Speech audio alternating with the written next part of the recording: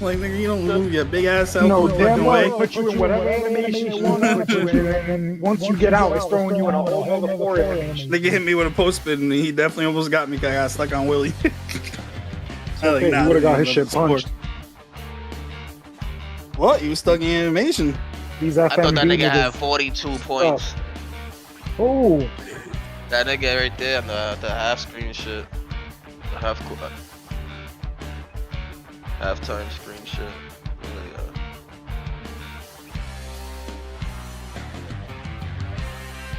Nigga setting the screen and nobody's even utilizing. Niggas be sending screens on the ghost of Kobe Bryant. Niggas on there Kendrick you're not gonna Perkins move shit. me, brother. It's a ghost of Kendrick Perkins. Oh, they said it. They said a screen and it's on you. You get screened by it trying to dribble around the ass. Like, nigga, you get the fuck out the way. Like, they screen you. It's like you the op.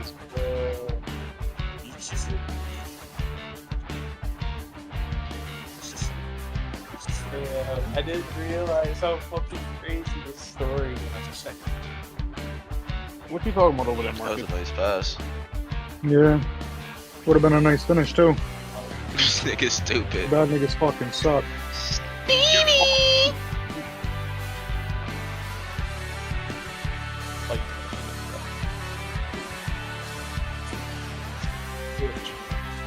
Crisscross.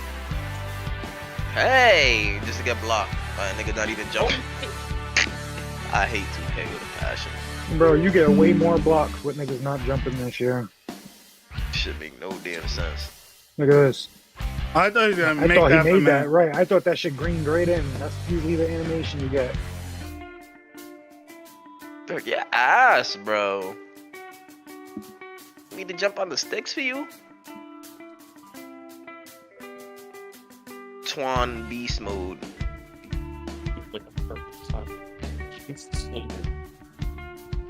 Hey, beating. Got my shit fucking punched.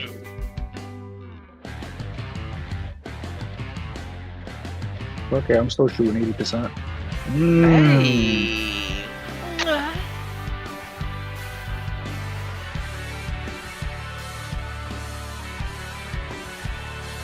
It takes this nigga way too fucking long to see the floor, bro.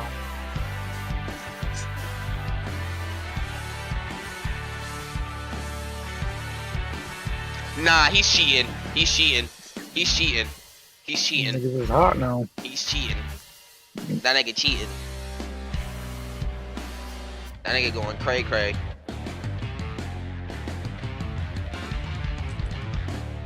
Bucket. Deal? You can't shoot, just leave him.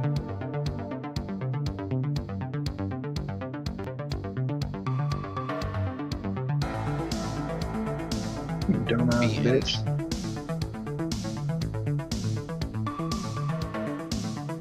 Yeah, let me just throw an alley while there's 2 ops in the paint. 2 ops, and I'm at a stop too, because it's like And probably out of Wait, no, stamina too. nah, I have plenty of stamina, but it's like, bro, The whole too late court, now. full I got no speed. momentum.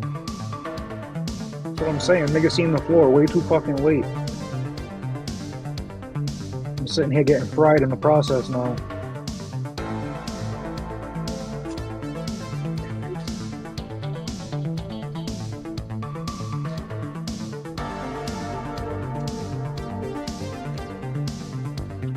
Oh yeah, we're losing this game.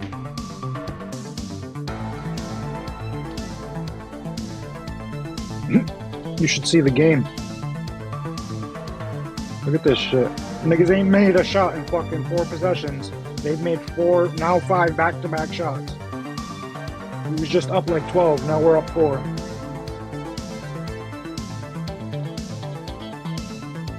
Big driver. Oh, and they made me miss it! That's the shit I'm talking about, bro. Greened it and everything. Oh yeah, I missed my green dunk too.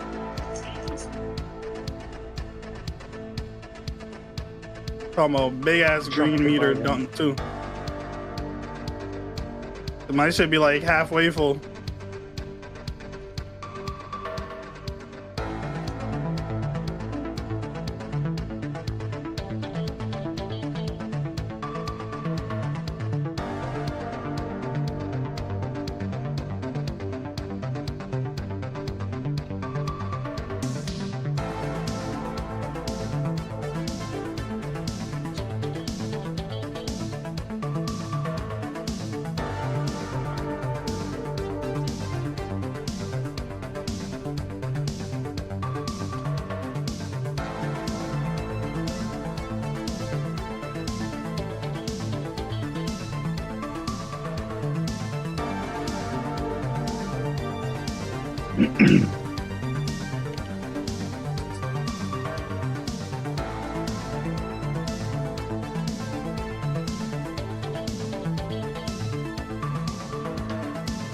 Oh my god.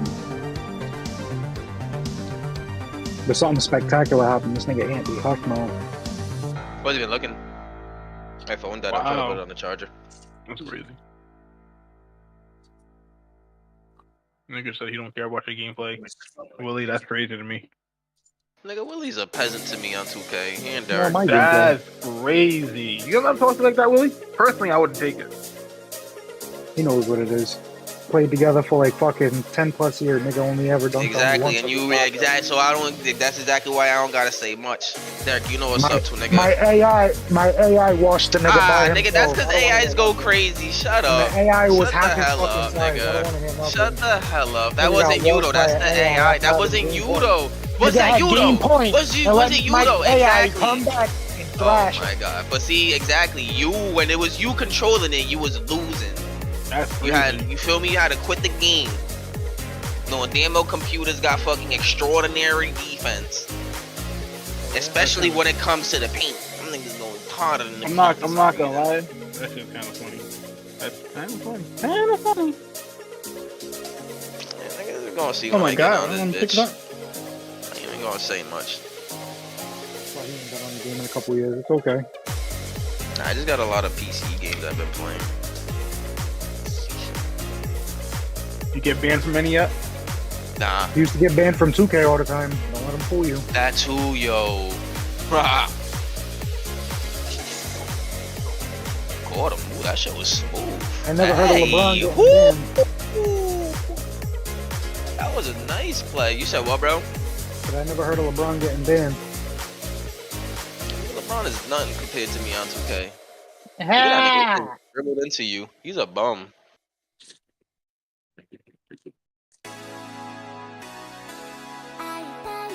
Definitely need to make some food after this. Embote. I don't even know what the hell that is.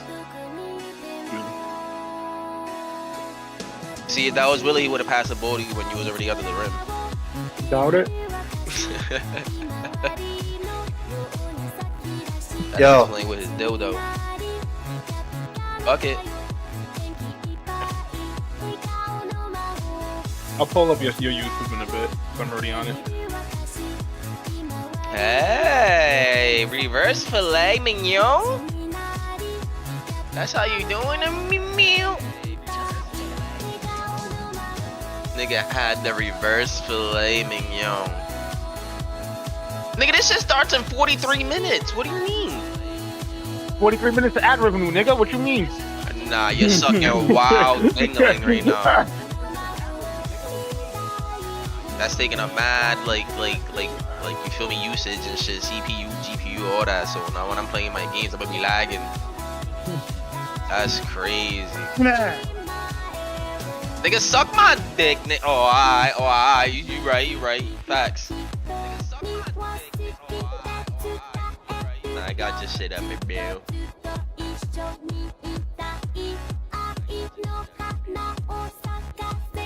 He can't shoot. Don't play him. He can shoot like 11%. And then that one little percentage is probably gonna come alive. Shit, I'd sound he crazy if wants I to told y'all niggas to support me and shit on my shit. At one. Nigga, you feel me? Cause I got the Pornhub and shit, you feel me? Y'all niggas don't go subscribe to me on my shit though, right? Exactly though, you feel me? I don't got a Pornhub account either. Niggas don't go create one real quick and just sub to me though, right? That's just crazy. I got you, Ashley Larry 69, about to subscribe right now. It's crazy. That's not about me myself on there. Crazy. This is wild, bro.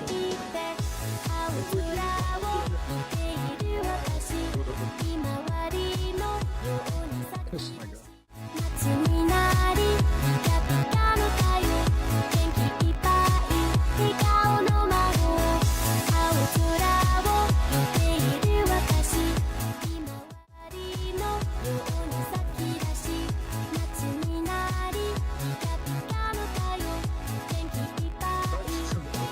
Yeah.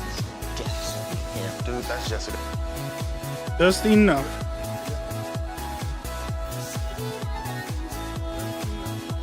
Ant would have went up with that and caped it. Yo, big facts. Talk about, come on, man. I should have dunked on. I got 73. Good enough.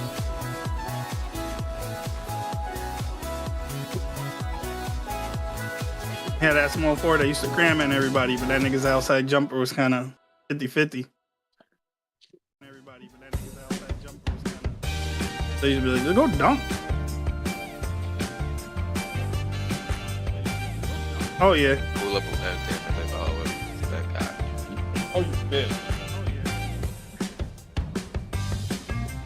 Guys.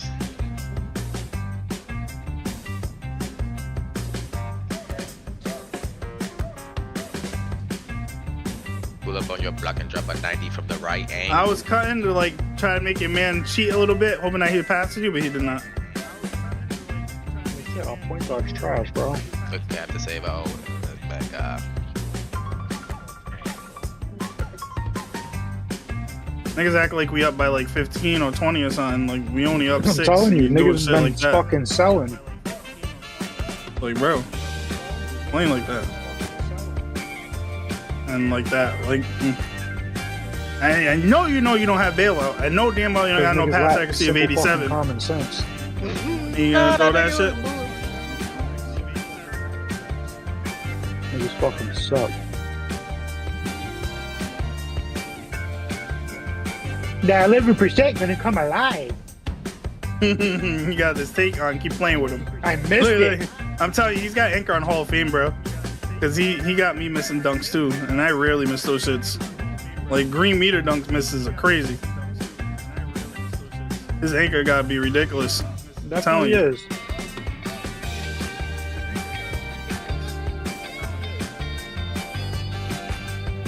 Oh, I stopped. I was like, yeah, I'm not dunking on this nigga. Unless he's really out of position. Even when he was, he still managed to bother my shot.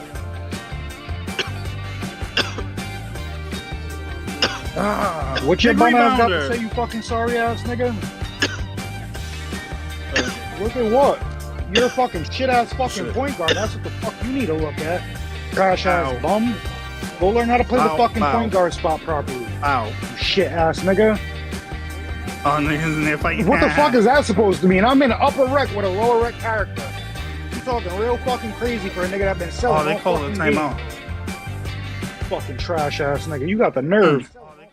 Learn how to play your fucking position properly. Because the small forward did it better than you. Let him know, Willie. Let him know. Trash ass nigga. Let him know, Willie. Fucking trash ass bum. Trash ass bum. Learn how to play your fucking position properly. Learn how to play your position properly, you bum ass nigga. Small forward outdid you. Cause you don't know how to play your fucking position, you fucking bum. The fuck up. You been running point all game. Selling. Fuck is you talking about? Why you got fucking 18 on your fucking head? Your man's been fucking frying your dumb ass. You been getting fried. Fried. While my man's out here with 4 points, your man's out here with 18. Tied for the most points on the opposite team. The fuck is you talking about? The fuck is you talking about? Jump ball, Your man's last tied second. for the most on the opposite team. Oh, they got me a You play still no number defense. 6. You play no defense. You play little to no defense. Oh, no, this and camera you a view. shit ass point guard. Fuck And you I still mean? want it. Shit ass fucking point guard. Shit ass fucking point guard. All right, get some Shit ass 32 points. fucking point guard. Fucking stinky ass nigga. Hold on, You got the listen. fucking nerve, little dirty ass fucking white boy. I'll slap the fucking dog shit out of you. Sorry ass nigga. The fuck? Oh, you're the only one talking about the free throws I just hit. Jazz couldn't fucking hit shit. Jazz couldn't even pass the fucking ball properly. Small forward had more fucking assists than you. The small forward had more assists than you. He did your job. He did your job. He did your job, you bum ass nigga. Fuck is you talking about? Nigga fucking sucks. Nigga legit almost threw the fucking game and got mad that I turned my mic on. Get the fuck out of here. Nigga had 4 fucking turnovers. So in all reality, the nigga had 2 assists. Everybody on the team got more than 2 assists.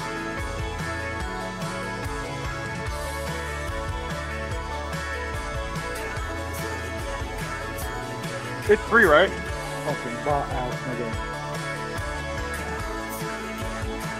Bow, bow, bow.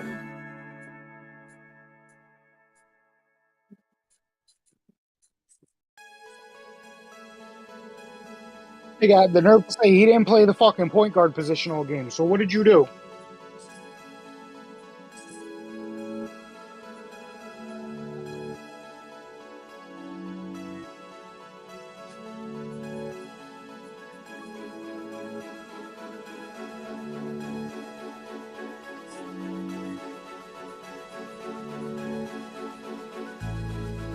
Wow, wow, wow.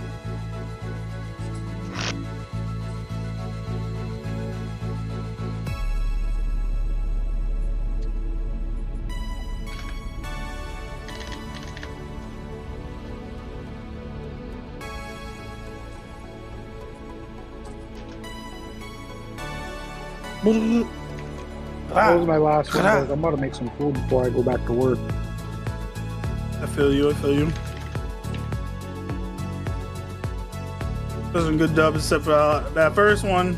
No, not the first one, the second one. That's crazy. I maxed out my MIDI, and it makes me a 94.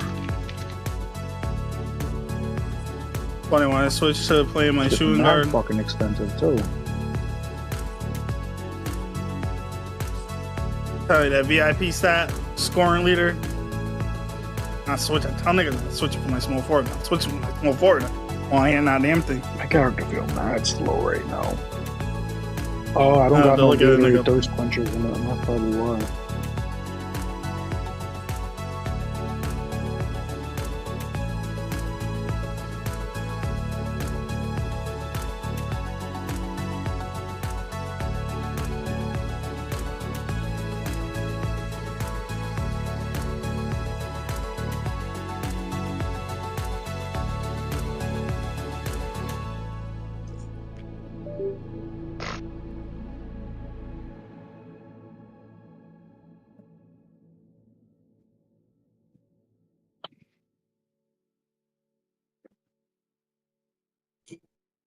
Hmm. 0 days left this season.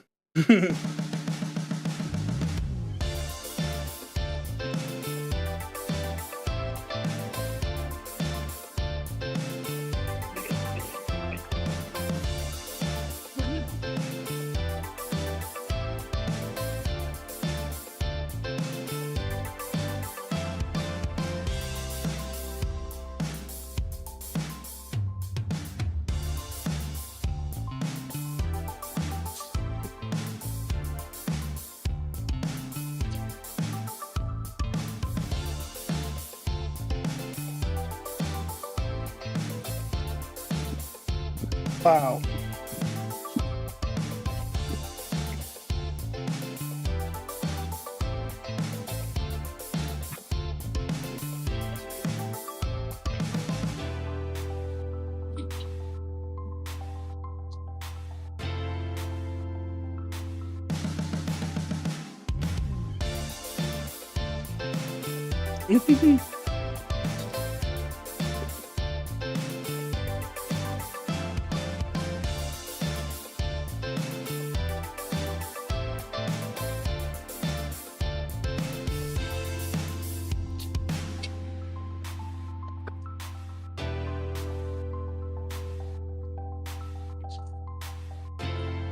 Oh.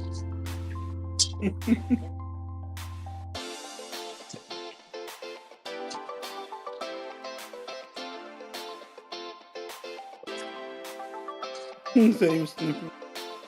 Crazy.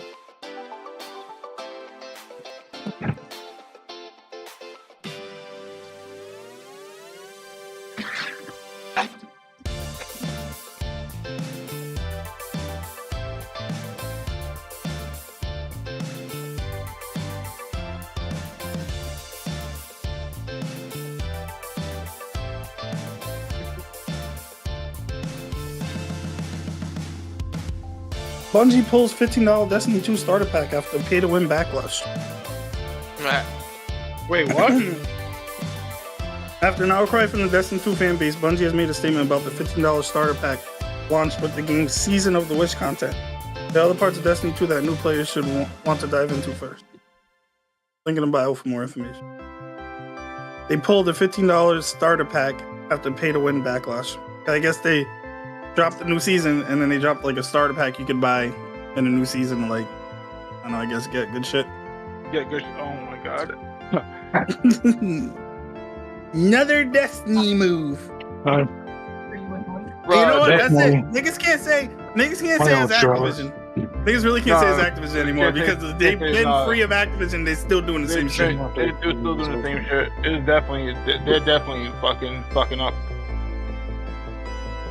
They should have never went with Activision in the first place, and they should have fucking just went to Sony from the jump. Be like that. Because still, like, since like Destiny 2 is really their baby and not Sony's baby, right? Like, Sony can't really tell them what to do with it, so it's not coming from Sony. That's coming from them. Yeah, coming from them, exactly. Purely from them, because that's your game. That's your like Sony bought you as a studio, but that don't mean they own the IPs. Like, they only own the IPs that they're gonna end up funding. They didn't fund that, not exclusively. At least they give you some money and stuff, but yeah. And it's bad too because this is just bad publicity for I don't fucking got nothing Marathon. for you guys. Go see mom. Go.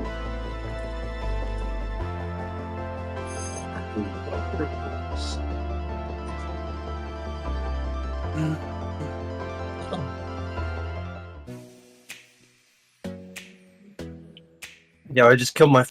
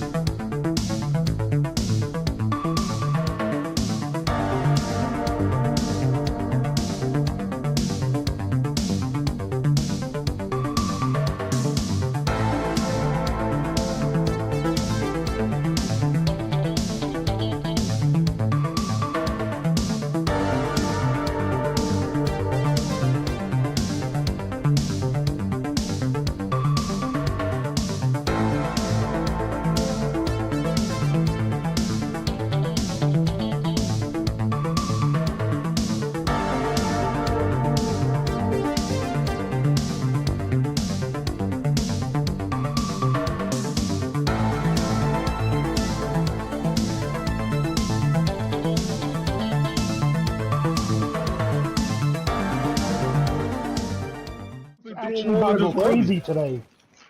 But he did. Scoop about to go crazy funny today. out Like here, a good Julian, 30. right? That's crazy. Texas on your ass for that one. Nigga skipped over all the other ones. Like, wow. Like, yes, that's Nigga, crazy. like, who the Knicks playing? Pistons. I don't know. Oh, lock. Another Thanks. easy ass fucking Thanks. dub. Yeah, but you probably would have took the. You I would've probably would took have took what? the spread. You probably would have took the spread in the No, I wouldn't. All right, well. I You would've, niggas was nigga. talking about giving free game. I I gave free would've, game, and now nigga. niggas hating. Like, god Yeah, damn. bro. All right, you You know got what? it, Let's man. look at tomorrow games. I got you with some locks. Let's see. Yeah, you got me with some locks, huh? Oh, Yeah, watch it. Some. Yeah. number. Oh yeah, watch. They're gonna be like, oh shit. Magic money line against the Who they Wizards. playing? Nope, I'm Lock. taking the Wizards. I'm Lock. taking the Wizards. The Wizards fucking Yep. suck. All right, I'm taking the Wizards. All right, Watch. all right.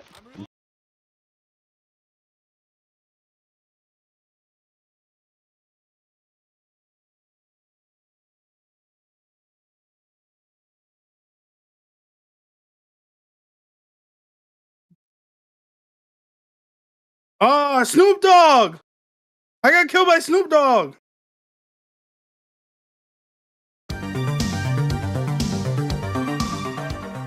How did you, bro? Yo. Smoked the Oh, blunt shit. over his grave.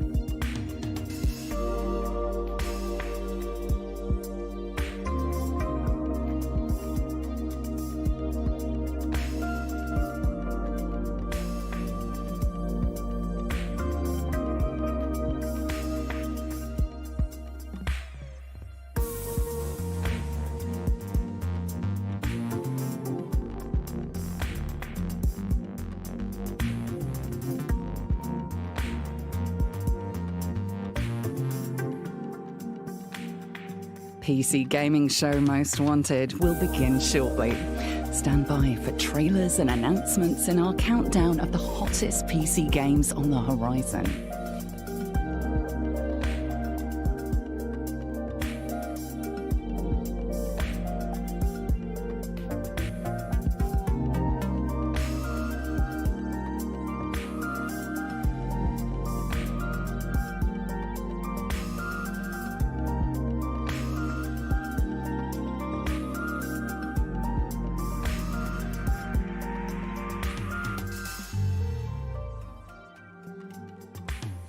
PC gaming show Most Wanted will begin shortly.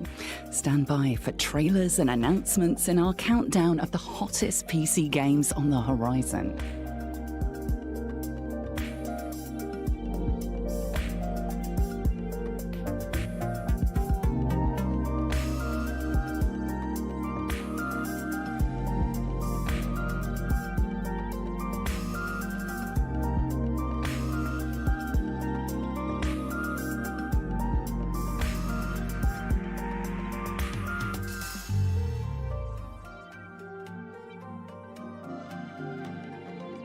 PC gaming show Most Wanted will begin shortly.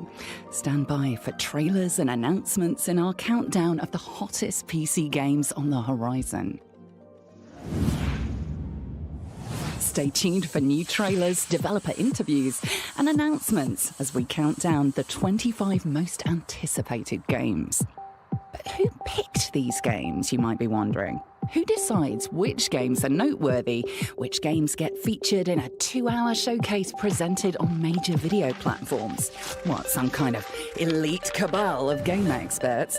Some sort of gaming congress? No, not a congress.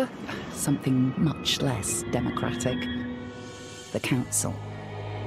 Who is the Council?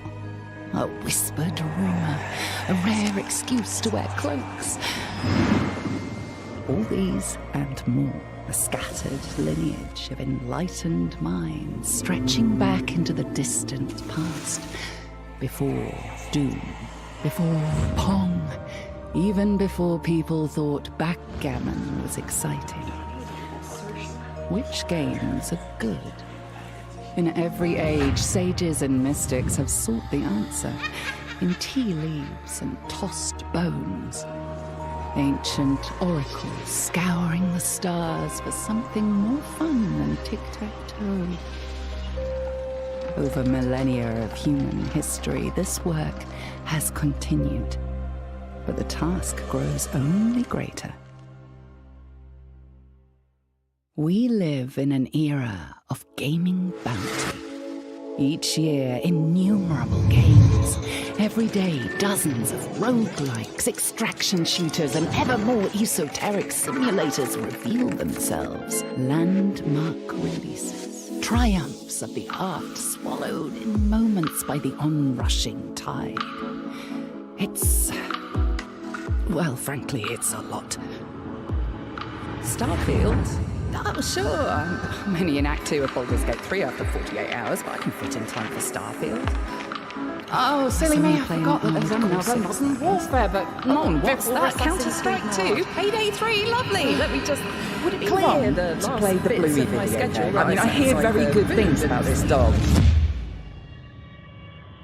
PC gaming is an unchecked force, ever expanding. No single individual, however enlightened, could peer across the boundless churn of new games and emerge unbroken. Not alone. Summons were written, invitations to a conclave, the first of its kind. The Council's members transmute their dedication into cosmic insight. Their well-worn mice and WASD keys are ritual knives. Their grimoires derived from game facts of yore. With eyes unveiled to greater truths, they join together in judgment of the games of tomorrow. The product of their grim duty. A foretelling of the finest unreleased games, divined from promise, pedigree, and occasionally purely on vibes. PC gamers, most wanted. Tallying the most wanted requires meddling in forces even the Council fears.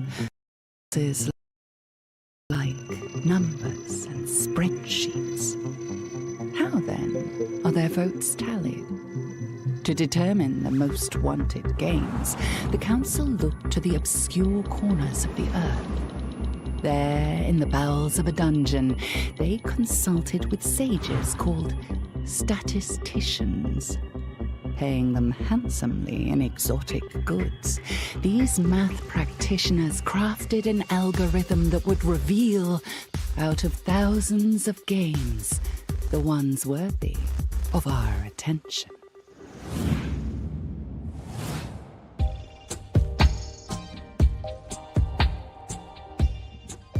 The way that it's going to work is that there is a spreadsheet that is given to every single panelist or council member, and that should contain a list of all of the games that are currently sort of in play for the next year or however long we're looking ahead.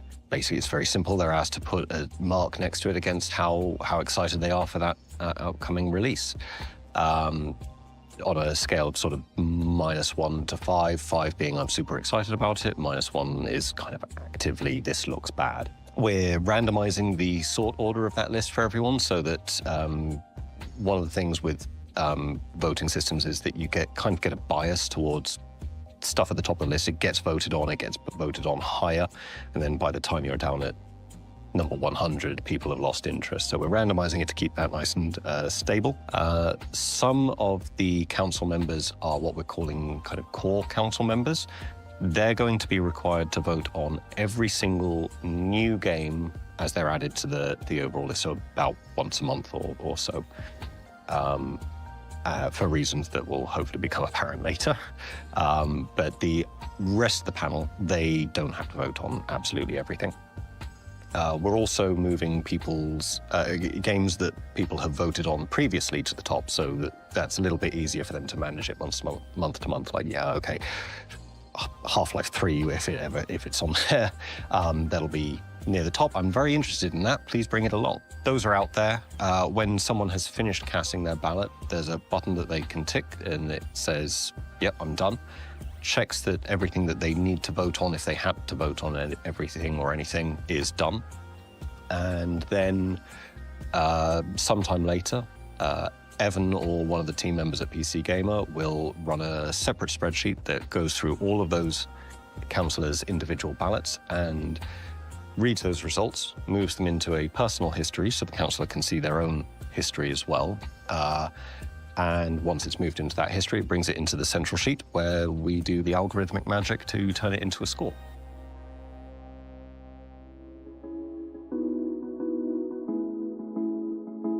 The standard way of doing it would be like an arithmetic mean. That's like just your normal way of just add them all up and divide by how many votes you've got. But as sort of Ollie's explained, is we're going to have a variable number of panelists, and we're going to have a variable number of titles, and not every panelist is going to be required to vote on every title, which means the arithmetic mean approach would probably skew the results a little bit. So we looked for an alternative, which is where we landed on the Bayesian averaging technique, but allows us to introduce a couple of parameters to help us to tailor how sensitive it is to different numbers of votes and the variation in the number of titles and the number of panelists over time. So we can make use of that core group within the panel to build in expertise, as prior sort of expertise and knowledge into the algorithm title by title, to make sure that we're going to be sensitive enough to capture those titles that perhaps have a lower profile. So you may have so that we don't swamp the rankings with very high profile games.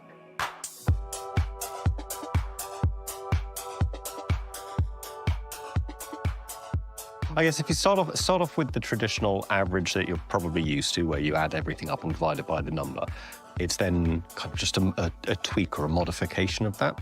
It's almost ever so slightly weighting it with some prior guess, in a way.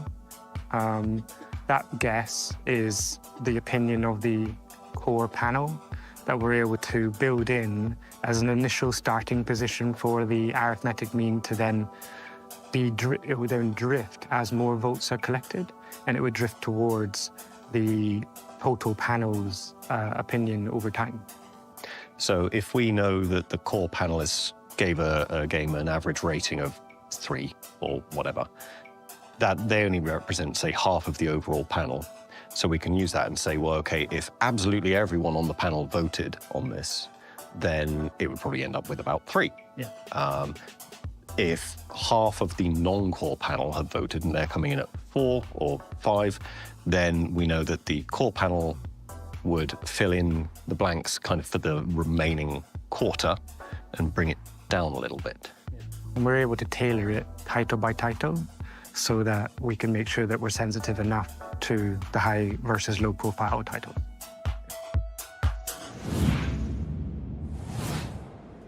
To join the council is to carry the coin, a binding seal and badge of office granted only to these anointed few. Forged with metals from forbidden depths and shaped by forgotten craft, each coin is etched with potent sigils of play. Icons of PC gaming, the runes of ancient looted gods that definitely exist for real. The Rook, bastion of strategy and tactical prowess. The pierced target, accuracy and precision, honed with skill. The Hammer, building, crafting, cutting stones and raising walls of simulated cities and survival fortresses. The Winged Heel, upward and forward, the joy of motion and speed, the spirit of bunny hopping. The Die, the many sides of fate and their many roles to play. The Clasped Hands, fellowship in cooperation and competition. Campfire, the sharing of stories and gazing into the glow. And at their center, the Eye of the Council, awestruck yet unclouded. The vision of greater truths glimpsed through play, and the wisdom to recognize them. The coins are more than a token with a delightful weight in the hand. They are a symbol of perilous knowledge, a marker of dedication, devotion, and dire consequence. None but the coin's keepers hold the power to choose the most wanted.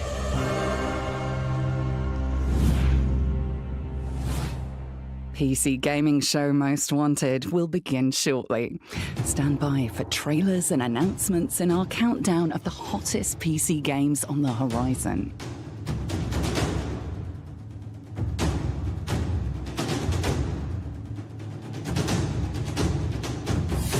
PC gaming show Most Wanted will begin shortly.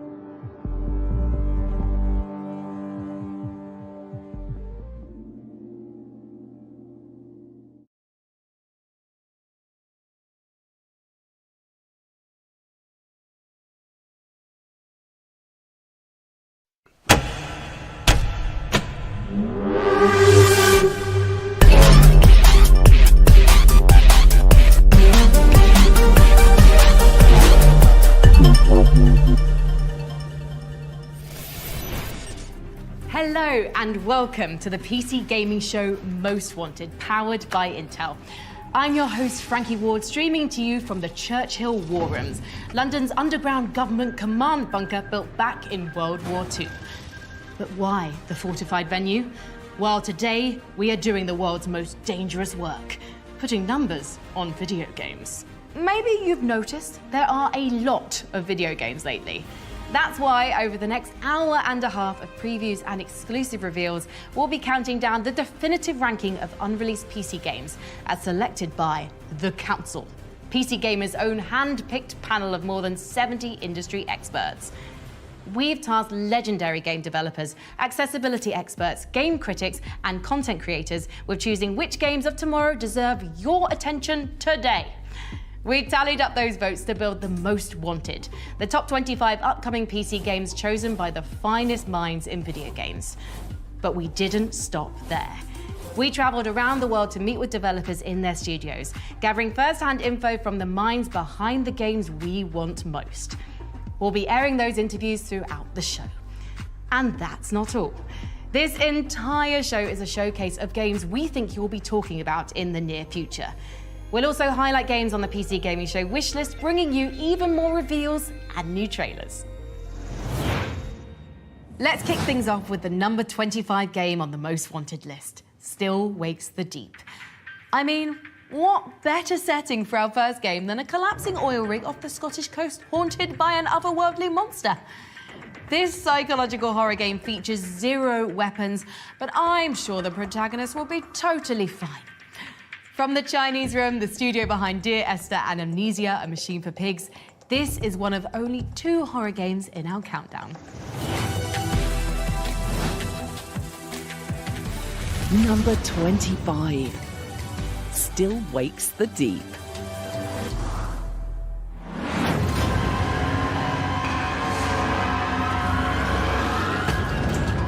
Hey there, PC Gaming Show. My name's Jason Graves, and I'm super excited to be able to officially announce that I'm the music composer for Chinese Room's Still Wakes the Deep. The Chinese Room has a history of incredible music in their games, and I'm really excited to be a part of it.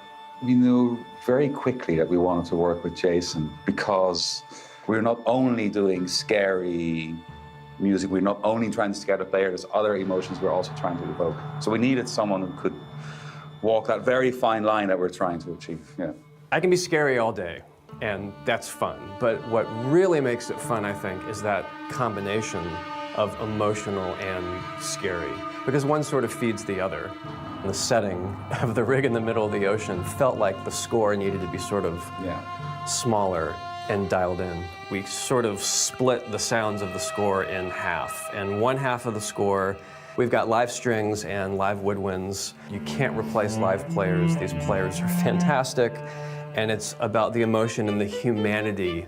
The other half of the score is a synthesizer and an actual sound sculpture that was built specifically for the score. I've got a friend who literally is a metal artist, and he ended up creating a sculpture which he affectionately named The Rig. Every surface of it can be tapped, bowed, scraped, or rubbed, and it makes all these different sounds. And they are about as non-human and non-emotionally tender or sensitive as you can get. It's the opposite end of the spectrum. It's an emotionally complex game, and I think the music is able to reflect this with the use of these several different families of instruments.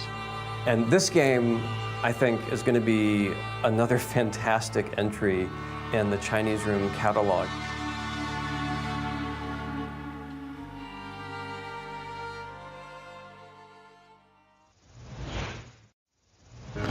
Our list of most wanted games on PC was voted for by a hand-picked panel of more than 70 industry experts we inducted into a not-so-secret society called the Council. Let's hear from some of them. It is I, Miss Mika, the Bane of Millennia. I am a member of the Council. My name is Marina Hallikainen. I'm from Colossal Order. My name is Chris Barassa. I'm the creative director at Red Hook Studios. I'm here to reveal that in addition to being a little sunburnt, I'm a member of the Council. I voted strongly for Tiny Glade and Dragon's Dogma 2. Hey, I'm Jessica Klein from Blackbird Interactive, and I'm one of the voters who helped select the games in the PC Gaming Show Most Wanted. Hello, my name is Esfand, and I'm a member of the Council. And who is on this mysterious council? It could be anyone. Even Sid Meier. I got an Illuminati-style cloak to prove it.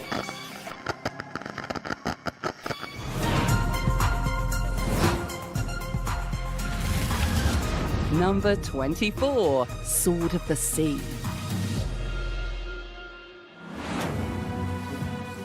Games have a special capacity for movement, for empowering us to move in ways that are graceful or athletic or physically impossible. In this game's case, you're hoverboarding across magical, otherworldly terrain. And if anyone can turn gliding on a magic sword into an experience of meditative wonder, it's the visual and musical artists behind Abzu and Journey. Dwarf Fortress is a PC classic, famous as a factory of unforgettable stories. After releasing way back in 2006, Dwarf Fortress finally migrated to Steam 1 year ago. Soon, the masterpiece of sandbox simulation is expanding even further with a revival of its celebrated roguelike game mode. Fresh from the mountain homes, here's an exclusive first look at the return of Dwarf Fortress Adventure Mode. Hi, this is Tarn and Zach, the creators of Dwarf Fortress. Here we're in this cool fortress with the dwarf Vukar working on an artifact, and he's made Kasha Zunal a gold ring for his family. But now I'm going to retire this fort because I want to hold this ring in my own hand.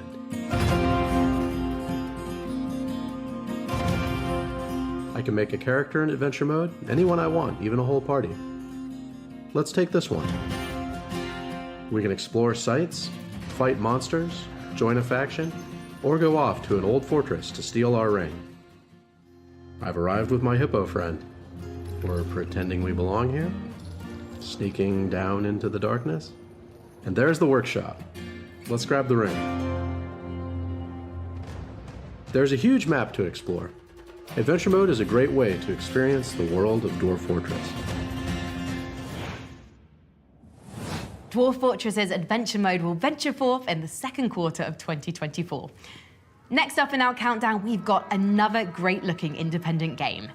Set in an eerie Polish town in the 1990s, Holston blends throwback pixel art, modern dynamic lighting, and mixed camera perspectives that caught the eye of our judges.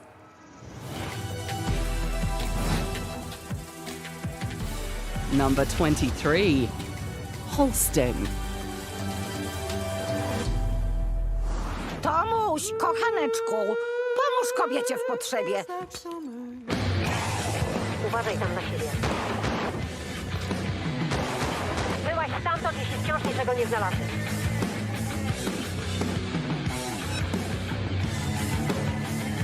O mój Boże, światła nie działają. I co mam zamiar z tym zrobić? Masz jakiś pomysł?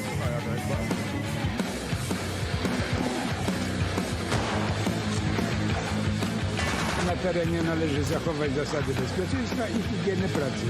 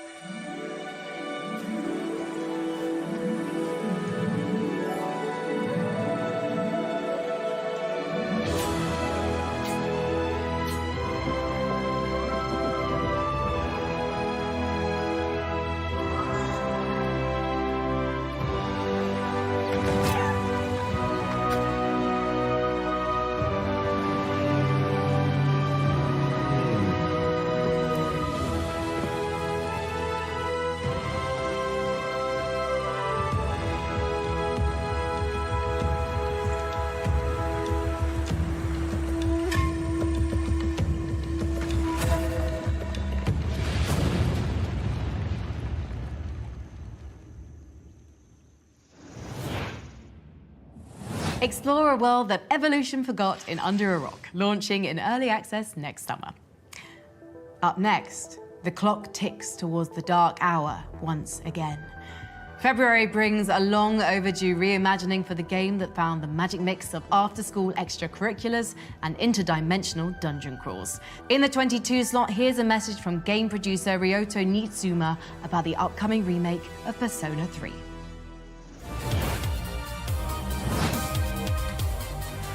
Number 22, Persona 3 Reload.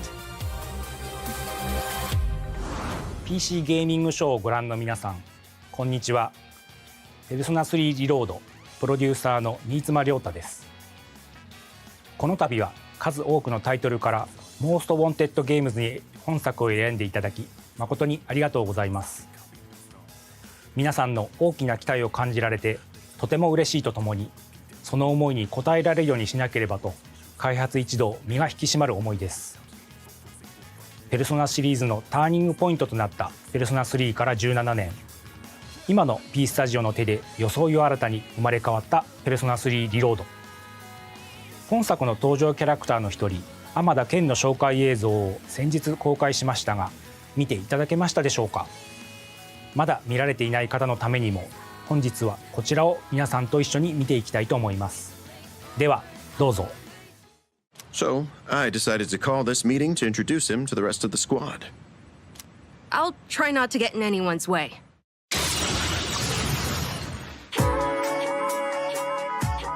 Swallow will air this winter as a TV special. Huh?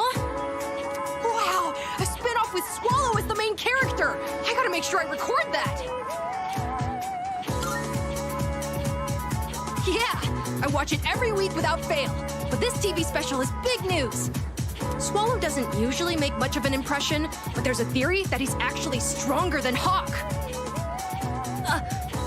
I heard that from a friend. I chose a long weapon so I could match the reach of an adult.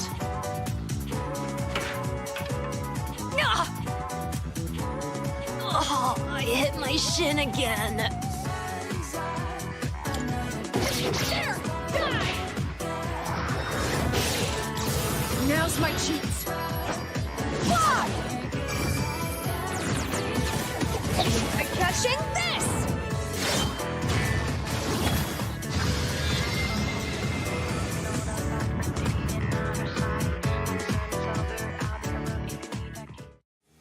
「いかがでしたか？シーズとして活躍する初等部の少年天田健。ぜひパーティーに入れて一緒に戦ってみてください。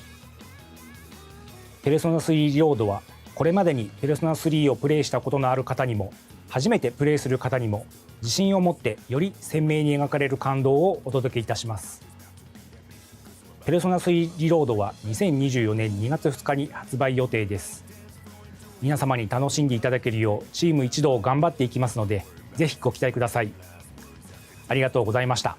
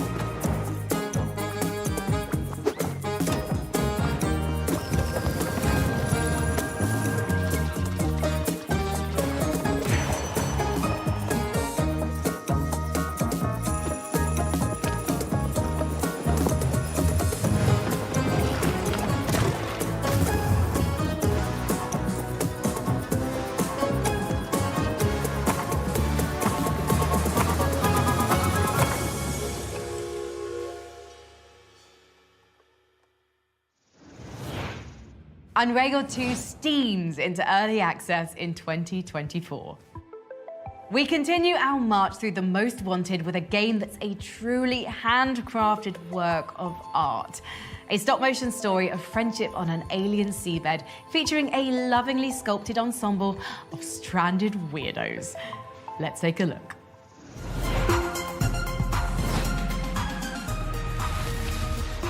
Number 21. Harold Halibut. Hi. More than 10 years ago, we started building tiny sets and puppets to make our game Harold Halibut. Now, the wait is almost over. Enjoy our new trailer. Learning about people is a kind of adventure. A way of exploring lots of little worlds that exist within the Fedora. Even if one of those little worlds looks barren and uninhabitable from the outside, usually when you make contact with it, you'll find plenty of life and laughter there. Hello again, my alien fish bud. How are you doing? Too bad you can't tell me.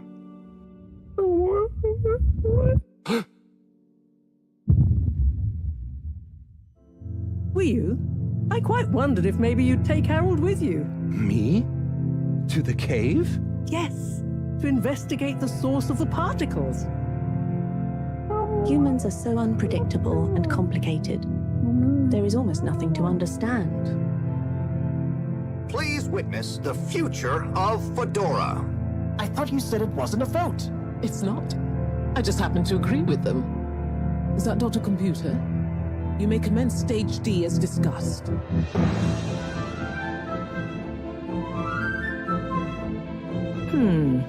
Something is afoot. Too many things that don't add up. It all seems a bit fishy to me.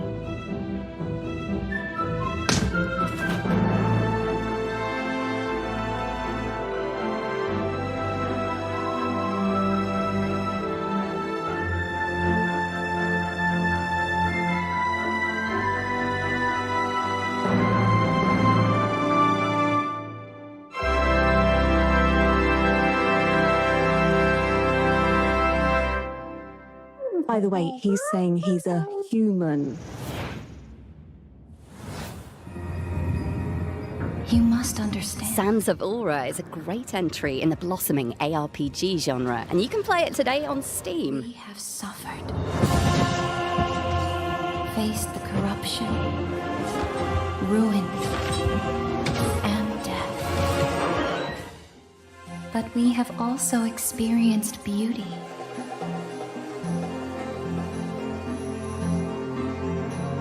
Kindness, union, and ingenuity.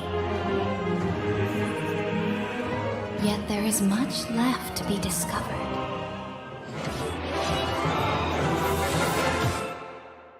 Maybe together we'll find something here worth saving.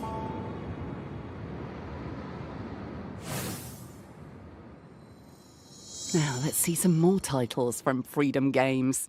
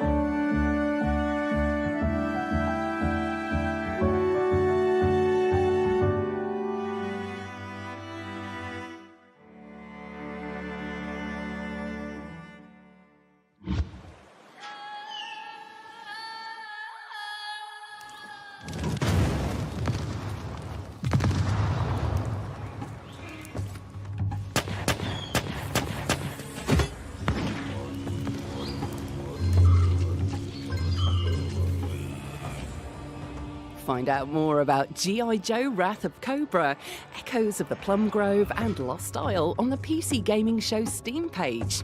Back to you, Frankie. 2023 has been one of the best years on record for RPGs. With Baldur's Gate 3 ushering in a renaissance for classic role-playing, could there be a better time for a game set in a new universe from Ed Greenwood, creator of the Forgotten Realms?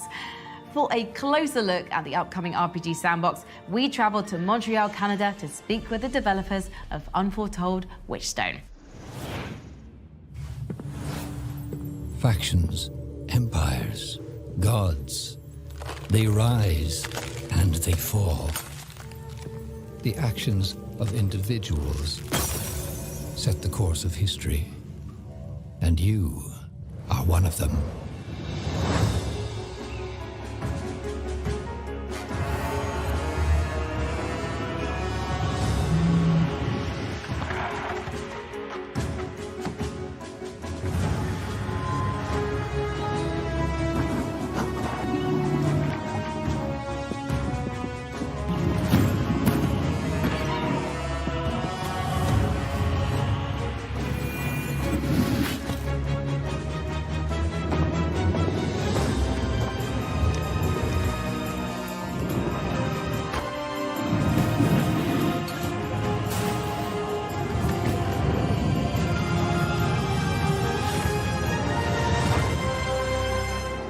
How will you shape fate?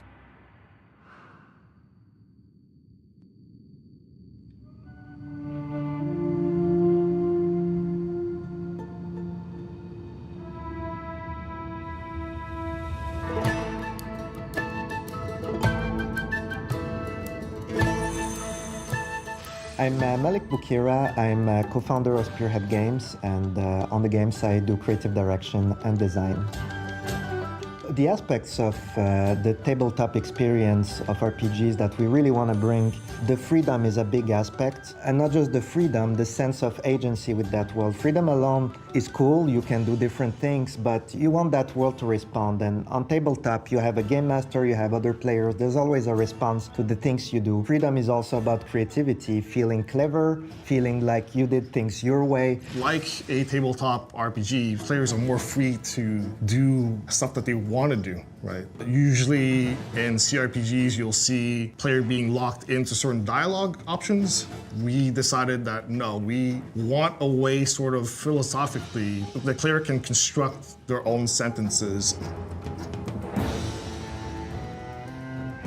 When it comes to dialogue, we added something that's really cool and unique, which we call the influence system, and it unlocks interacting with characters, talking to them at a really cool level. So you start by determining something you want from that character, whether it's just following you around, meet you somewhere, attack someone, give you something they have in their inventory, or join you as a companion even if you want. And then you pick an approach. How do you want to go about that? You can go sweet talk them, be charming about it, you can threaten them, can blackmail them, you can argue with them logically if you have like a smart character. If you're a cleric, maybe you can convince them it's the right religious thing to do. We decided on turn-based combat because, first of all, it is truer to the tabletop experience, but also, like our dialogue and a lot of the choices that you make in the game, we really want players to have the time to reflect and sort of make the best tactical decisions, even in combat.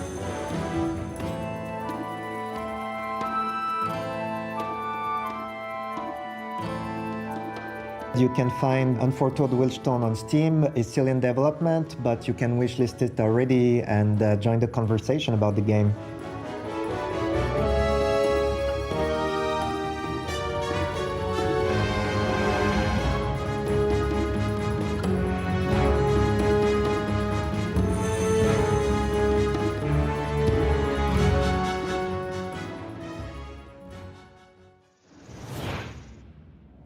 A world's worth of stories is ours to tell in Unforetold Witchstone, launching in early access on Steam on January 25th, 2024. What a moment RPGs are having, eh? You can add every game on our wishlist to your Steam wishlist by visiting the PC Gaming Show Steam page. Go to pcgamer.com/wishlist for a full list of every game in today's show. Up next on our most wanted list, you'll want to keep your blaster hand ready. In a galaxy of scoundrels, sometimes it pays to shoot first. Number 20, Star Wars Outlaws.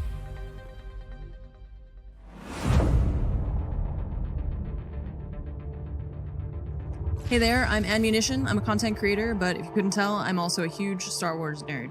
I'm really excited about Star Wars Outlaws. I have very high hopes for it because the Star Wars universe obviously is very cool. They're focusing on kind of more of the original trilogy era, which is very cool, but I'm also happy that they are not doing a Jedi or Force-sensitive thing, at least that's what it appears from the trailer, but rather just like a heist video game, which should be really cool. And I love seeing developers lean into single-player games because not everything needs to be multiplayer, not everything needs to be online. I love single-player stories that are crafted to be just a really good experience from start to finish. So I'm really excited about it, and I hope that Star Wars Outlaws is a 10 out of 10.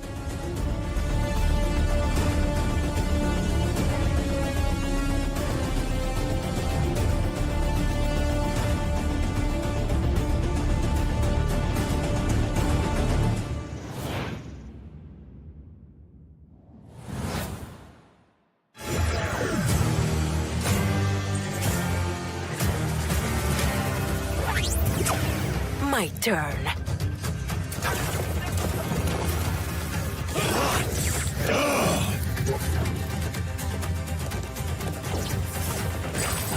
Jackpot!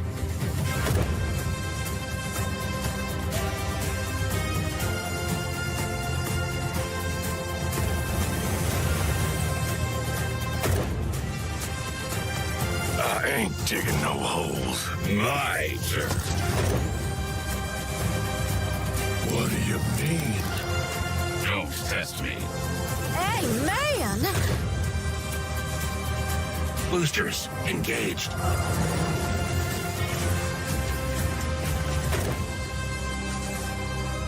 Finally, a challenge.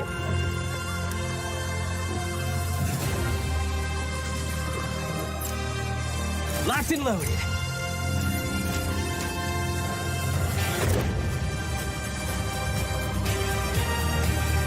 Ready for what's about to happen? Lighten the fuse.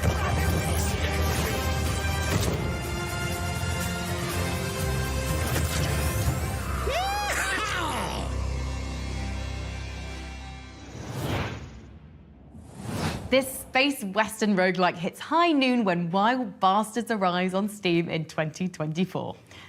Coming up on The Most Wanted, our exclusive on-location interviews with the development studios creating Path of Exile 2 and Homeworld 3. Plus, we're giving away a custom-built Intel PC. You like computers, don't you? Stay tuned for your chance to win. Let's continue our countdown, shall we? We have all heard that devils may cry. But do they kickflip? From Devolver Digital, a dreamlike game of diabolical skating. Number 19, Skate Story. We got our first glimpse of Skate Story way back in 2020, leaving us with fevered visions of a demon with glass skin, a skateboard, and a quest to swallow the moon. Pairing a vivid afterlife realm with the acrobatic and dangerous play of skateboarding seems like the perfect thematic match. Our Most Wanted experts are desperate to land an unholy heel flip in the underworld.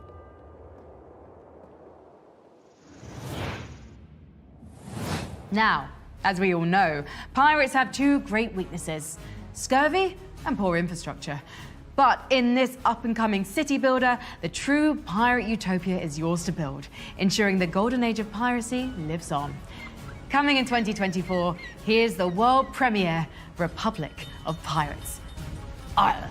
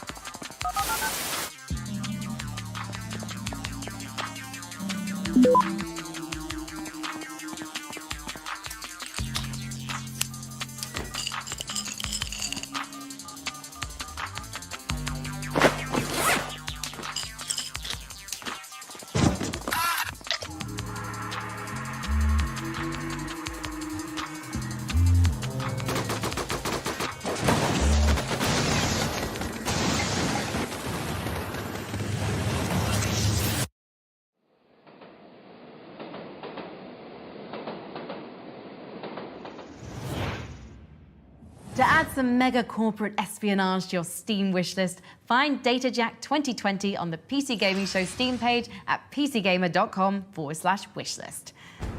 The Most Wanted continues with the first strategy game selected by our panel of judges. Menace is coming to us from Hooded Horse, a specialty strategy publisher, and Overhyped Studios, the folks who made the gritty tactical medieval game Battle Brothers. Now they're trading low fantasy for the far future in their first 3D game. Get ready to give those aliens hell, but not too quickly, as this is a turn-based game. Number 18, Menace.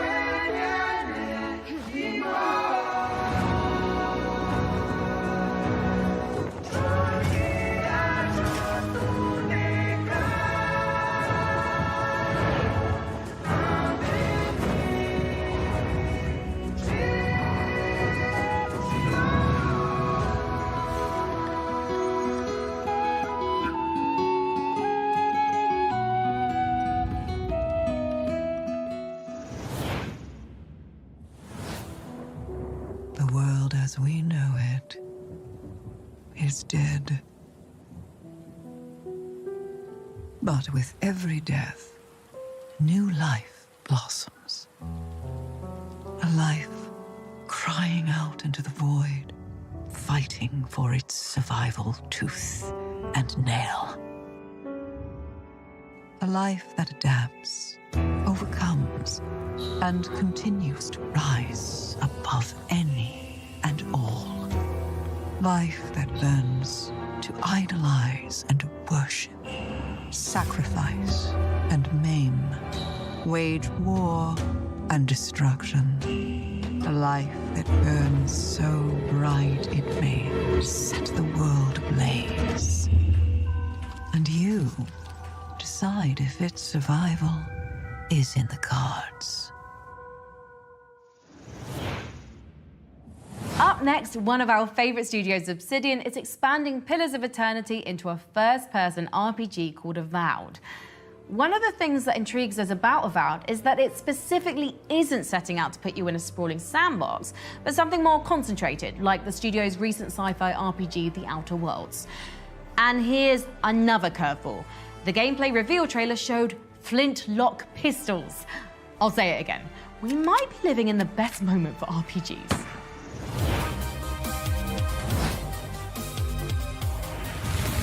Number 17, Avowed. Avowed has me super excited because of the studio making it, Obsidian. From Fallout New Vegas to The Outer Worlds, they've shown us they know how to make an RPG that I'm gonna love. When I was watching the gameplay trailer, I was seeing all these flashy weapons and cool spells and these big dungeons, and I was thinking to myself, there's a little bit of Elder Scrolls in there, but with a Obsidian twist on it, as they always do.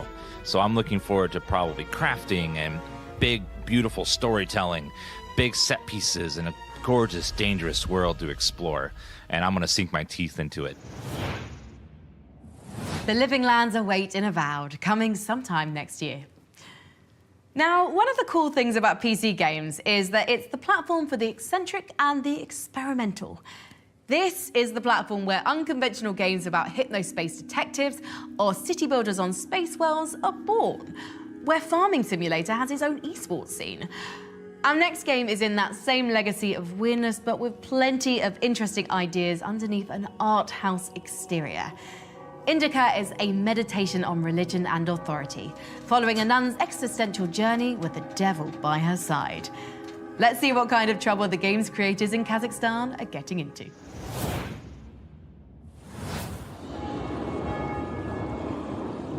Let me tell you about Indica. Who is she, you ask? Well, she's a nun. A rather plain one, if you ask me. She prays a lot, works hard.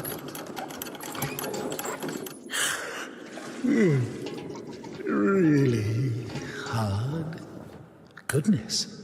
She even finds some time to chat with, what do you call it? Chot. Poor girl. Of all the boring places, why do you want to go to heaven?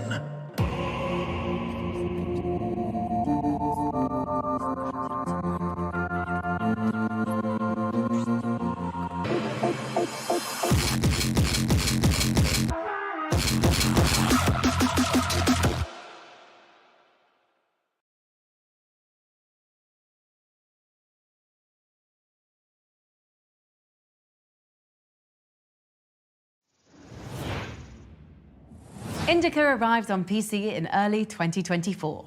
Next, we've got a new game in a genre that continues to evolve and grow, the extraction shooter.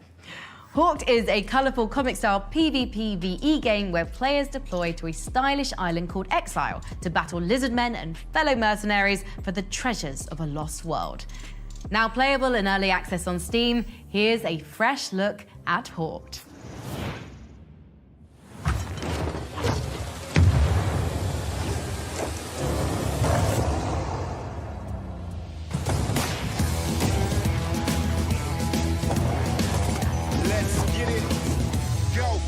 Go. Trust someone in a million. Renegade, look at the score. Gonna make all my billions, but there's wolves at the door. This is what legends are made. This is what we made the grade. Gotta be number one. Snakes on my trail, but the damage is done. Man, it feels good to be bad. Ran all this way, so stay mad. Hey, this is my lifestyle. Yeah, I'm living in exile. Now my head's underwater. Bring me back to the light. It's too late to cash out, yeah, but I'm coming in hot. Life on the line, fortune is mine. Last chance to fire my shot. Ow. Unholy grail in the dark ages, pulling my strings. I'm the fire, I'm the spark, I'm turning into kings. Everybody's fighting for something, cause you don't get money for nothing. The chips are down, but you're not out yet. Go teach them a lesson they'll never forget. Trust someone in a million. Renegade, look at the score. It's too late to cash out, yeah, but I'm coming in hot. Life on the line, fortune is mine. Last chance to fire my shot.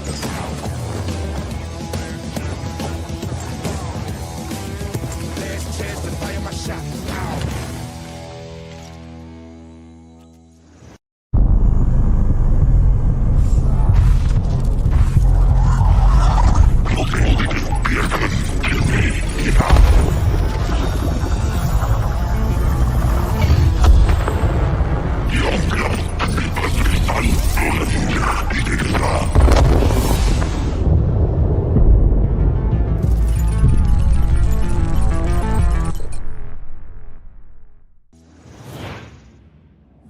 Hawked is playable now in early access ahead of its full launch next year on PC and console.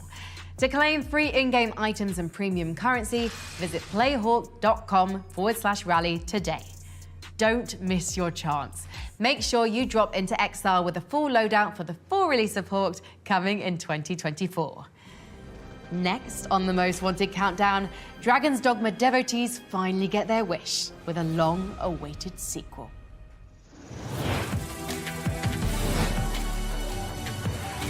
Number 16, Dragon's Dogma 2. If you're hoping for a masterwork in open-world monster slaying, you can't go wrong with Capcom's RPG cult hit. Capcom has shown just how good it is at creating these mixed action and fantasy RPGs with recent entries in the Monster Hunter series. And Dragon's Dogma 2 looks to continue that trend. Fresh crop of climbable chimeras and a bounty of befriendable pawns. The endless chain stretches on in Dragon's Dogma 2. With Dragon's Dogma 2, we're 10 games deep into the Most Wanted, and things are about to get a lot colder. In 2018, Frostpunk won wide praise as a chillingly bleak city builder. In a sequel set 30 years later, new factions arise as resurgent humanity faces its new greatest threat, itself. Let's hear from the game developer in Poland, 11-Bit Studios.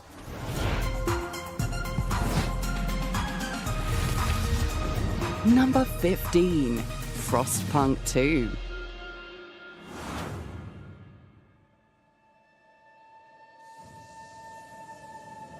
We survived the storm.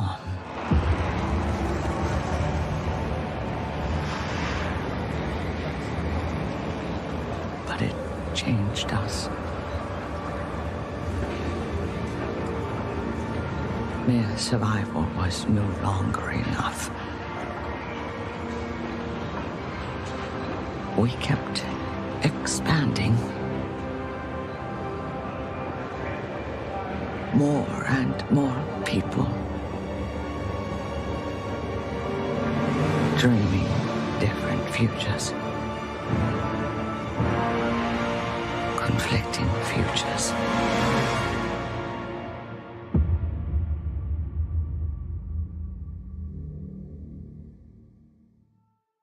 Hi, I'm Kuba Stokalski. And I'm Łukasz Juszczyk. We are both game directors responsible for Frostpunk 2, here at 11-Bit Studios. What you've just seen is the first gameplay teaser of Frostpunk 2, and as you can clearly see, a lot has changed since the first game, especially the scale of our city. But what remains the same is harsh post-apocalyptic atmosphere that hopefully will resonate with you once again. Stay tuned for more, because the gameplay trailer for Frostpunk 2 is just around the corner.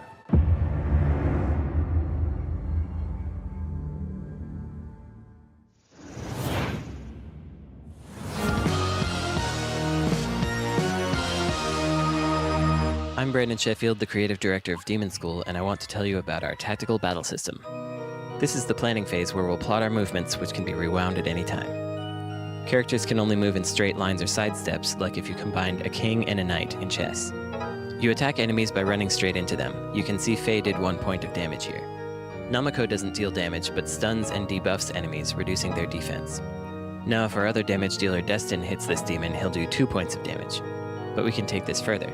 If Newt, our healer, heals a character with full health, they get an attack buff. Destin now does 4 points of damage to this enemy. You can also do combos by pushing or pulling an enemy into another friendly character, as Namako and Faye are doing here. Once you're happy with your choices, you start the action phase and watch it go. These are the main puzzle pieces you'll be working with, but there are 15 characters, each with their own unique abilities for you to discover. You can also study new techniques, improve your relationships, fight huge bosses, and unravel the mystery of why demons are breaking through to the human world on this mysterious island. We hope you enjoy it.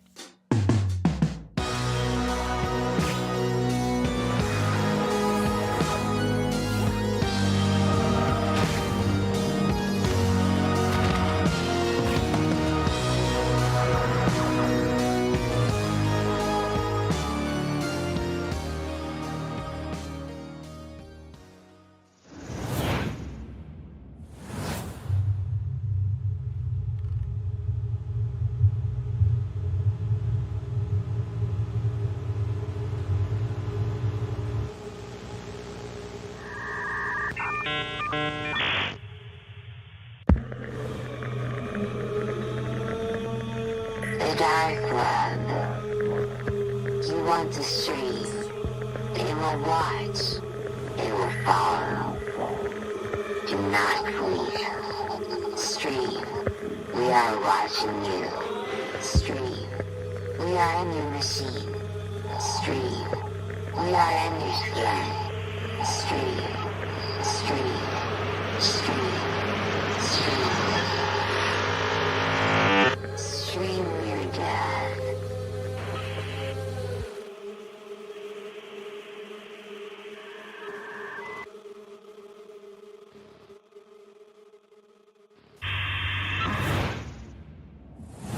Next, with the only game on the most wanted list that's available now in early access, a team of retro shooter specialists are asking an important question.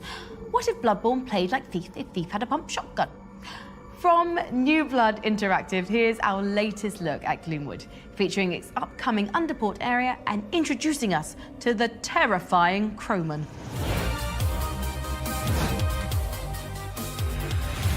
Number 14, Gloomwood.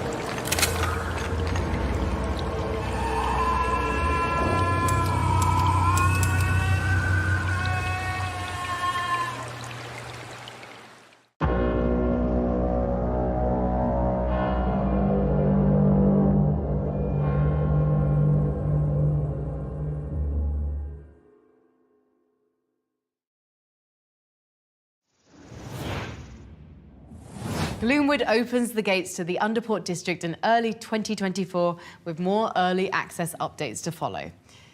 Newegg is, of course, one of our favourite places to find upgrades, and later in the show we'll be sharing some recommendations in our holiday wish list.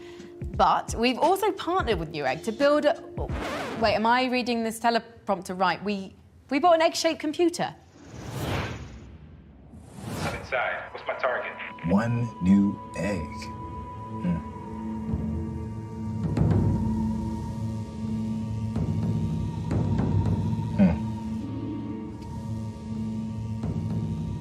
Guess this is the egg. Oh. See, you found my egg. What the hell is it?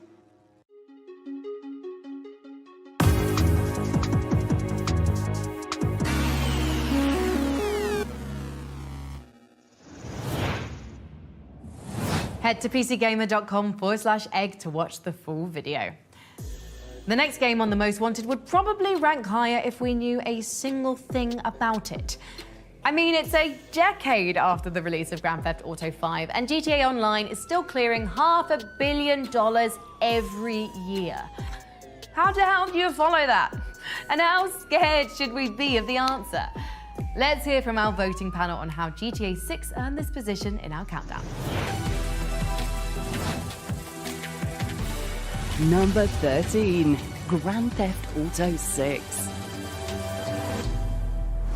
Yo, what's up, guys? My name is S-Fand, and I just wanted to share with you guys how incredibly excited I am for Grand Theft Auto 6. My personal pick for the PC gaming show Most Wanted has to be Grand Theft Auto 6, because at this point it has been about 10 years. 10 years since Grand Theft Auto 5. Storylines are always absolutely fantastic. It's one of the greatest video game franchises of all time. I'm excited to dive into a new immersive world, new cities, new surroundings. Just the amount of things that you can do in this open world sandbox, and whether you just want to screw around. Rockstar recently acquired CFX, which is the company that own 5M, and that is where NoPixel is hosted, and NoPixel is one of my favorite GTA roleplay servers. I hope you guys are excited as I am. I think Rockstar has a lot of hype around it right now. And very excited to see what it holds. I hope you guys enjoy it when the game comes out.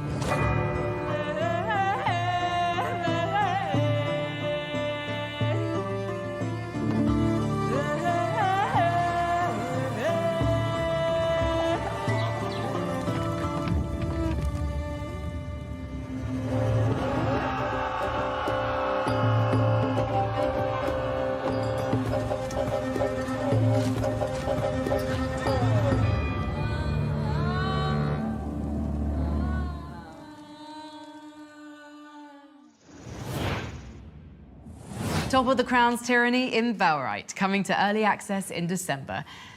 Our next game rounds out a killer combo of high-profile fighting games that have hit PC in the last year. Ready? Fight!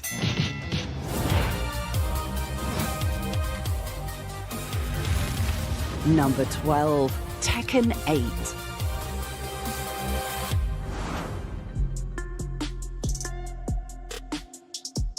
It's been more than 6 years since Tekken last entered the ring on PC, and we're more than ready for a rematch.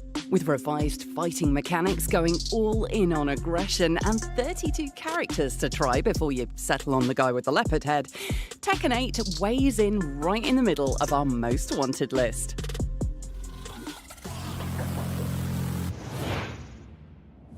We're moving forward in our rankings with a sequel to a Metroidvania favorite. We're talking, of course, about Hollow Knight Silksong. Oh, hey, Frankie. I think you could use a little backup on this one. Hi, Sean. How did you do that? Well, you know, it's PC Gaming Show tradition to have us, like, orbiting in a space frigate or in an underground facility, so, you know, I just started calling around. You video called a World War II bunker? I did. My powers are great, and so is my excitement for Hollow Knight Silksong. Number 11, Hollow Knight Silksong.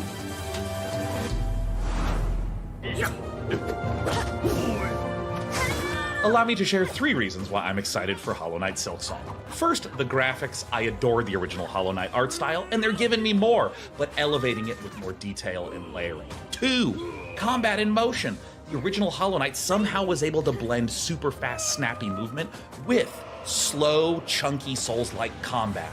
And if you look at the Silksong trailer, you're seeing all sorts of new moves that allow you to dance around your enemies and jump around the environment. It makes me really excited for the second-to-second experience. But the third and the biggest reason is exploration. Team Cherry are masters of this. There would be a ledge in the original Hollow Knight, but when I finally was able to get there would be hours of content behind there, or new bosses, or new enemies, or entirely new zones. And it's that exact combination of a beautiful game that's fun and second-to-second gameplay that rewards my exploration.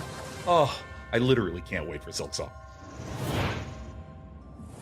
Thanks for your Silksong expertise, Sean.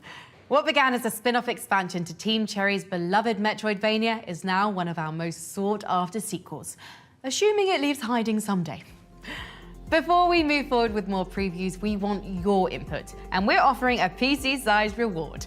Follow the QR code on screen and complete our PC Gaming Show viewer survey, and you could win a custom-built AC Mirage gaming PC powered by an Intel Core i9-14900K CPU.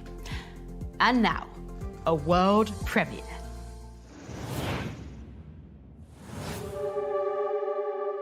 Two people have been reported missing. A male and a female were last seen heading to the forest 2 days ago.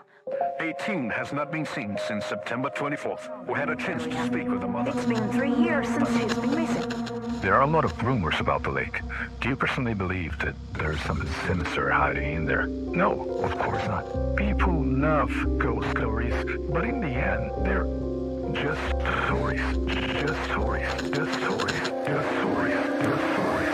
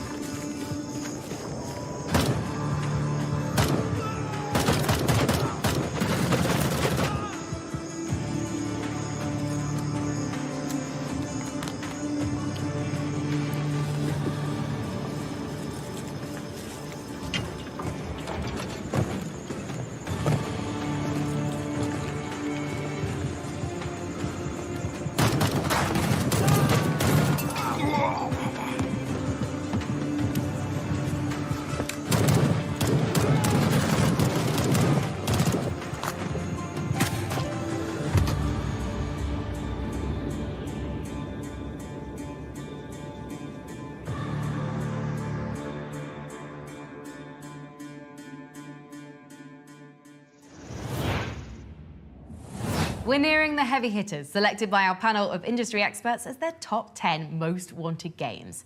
But first, a fresh look at the gun fu gameplay of Spine.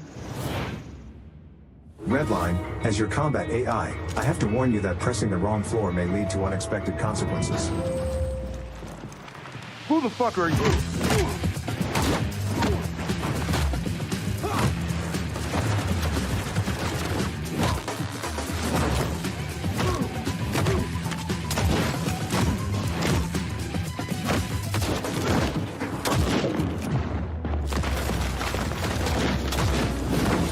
No elevator this time?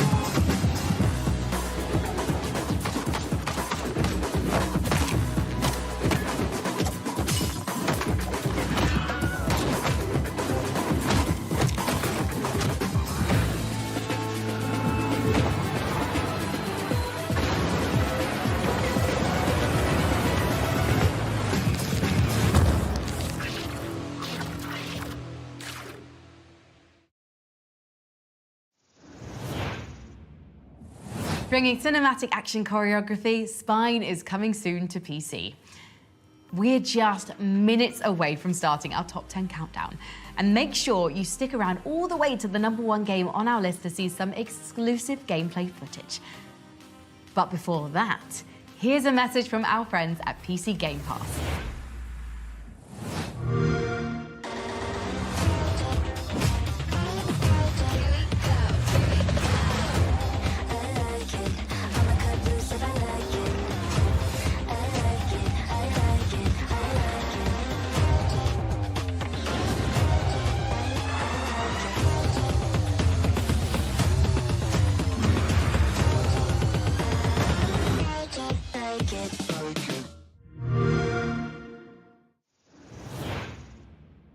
For its first post-Destiny release, Bungie's taking a walk back through time for our first entry in the most wanted top 10. Wielding 30 years of sharpened shooter design, the studio is busy carving a new extraction shooter from the series that paved the way for Halo. So far, we haven't seen much of Marathon, but its mix of rampant AIs, mysterious alien precursors, unknowable space entities, and high-saturation clone firefights are more than enough to earn slot number 10. Here's a special message from the studio.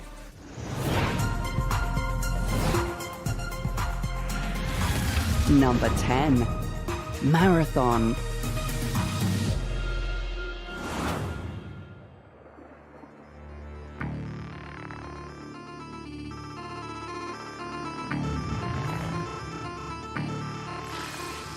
Hello, I'm Christopher Barrett, franchise game director on Marathon. We're incredibly humbled by the reception Marathon has received since its announcement earlier this year. Being voted one of the most anticipated games on PC is an honor which absolutely motivates everyone on the project. The whole team's hard at work right now, building Bungie's take on the extraction shooter genre. And the next time you hear from us, we'll have a lot more to show, including gameplay. Thank you. I genuinely cannot wait for that one. Right, let's keep things moving with a couple more trailers. My creation has gone rogue.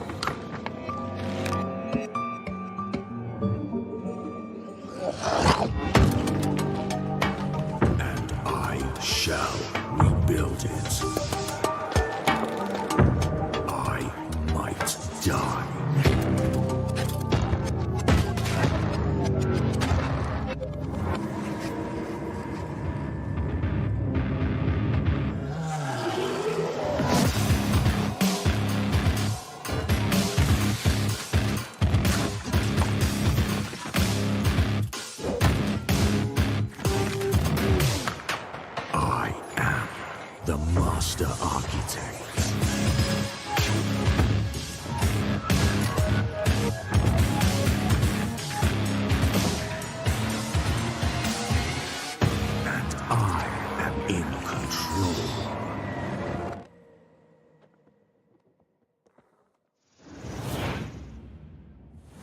Welcome to Crashlands. 2. Explore a world filled with wonder, mystery, and some of these things. And then slap them. Just slap it all. except these. Best to make a home for yourself, but not just yourself. After all, if you're gonna make it on this planet, you'll need all the help you can get.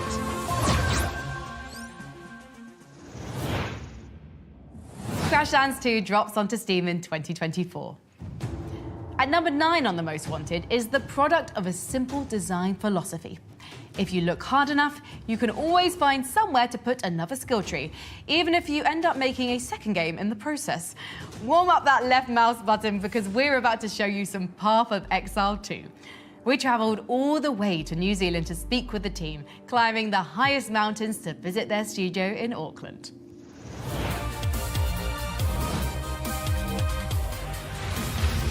Number 9, Path of Exile 2.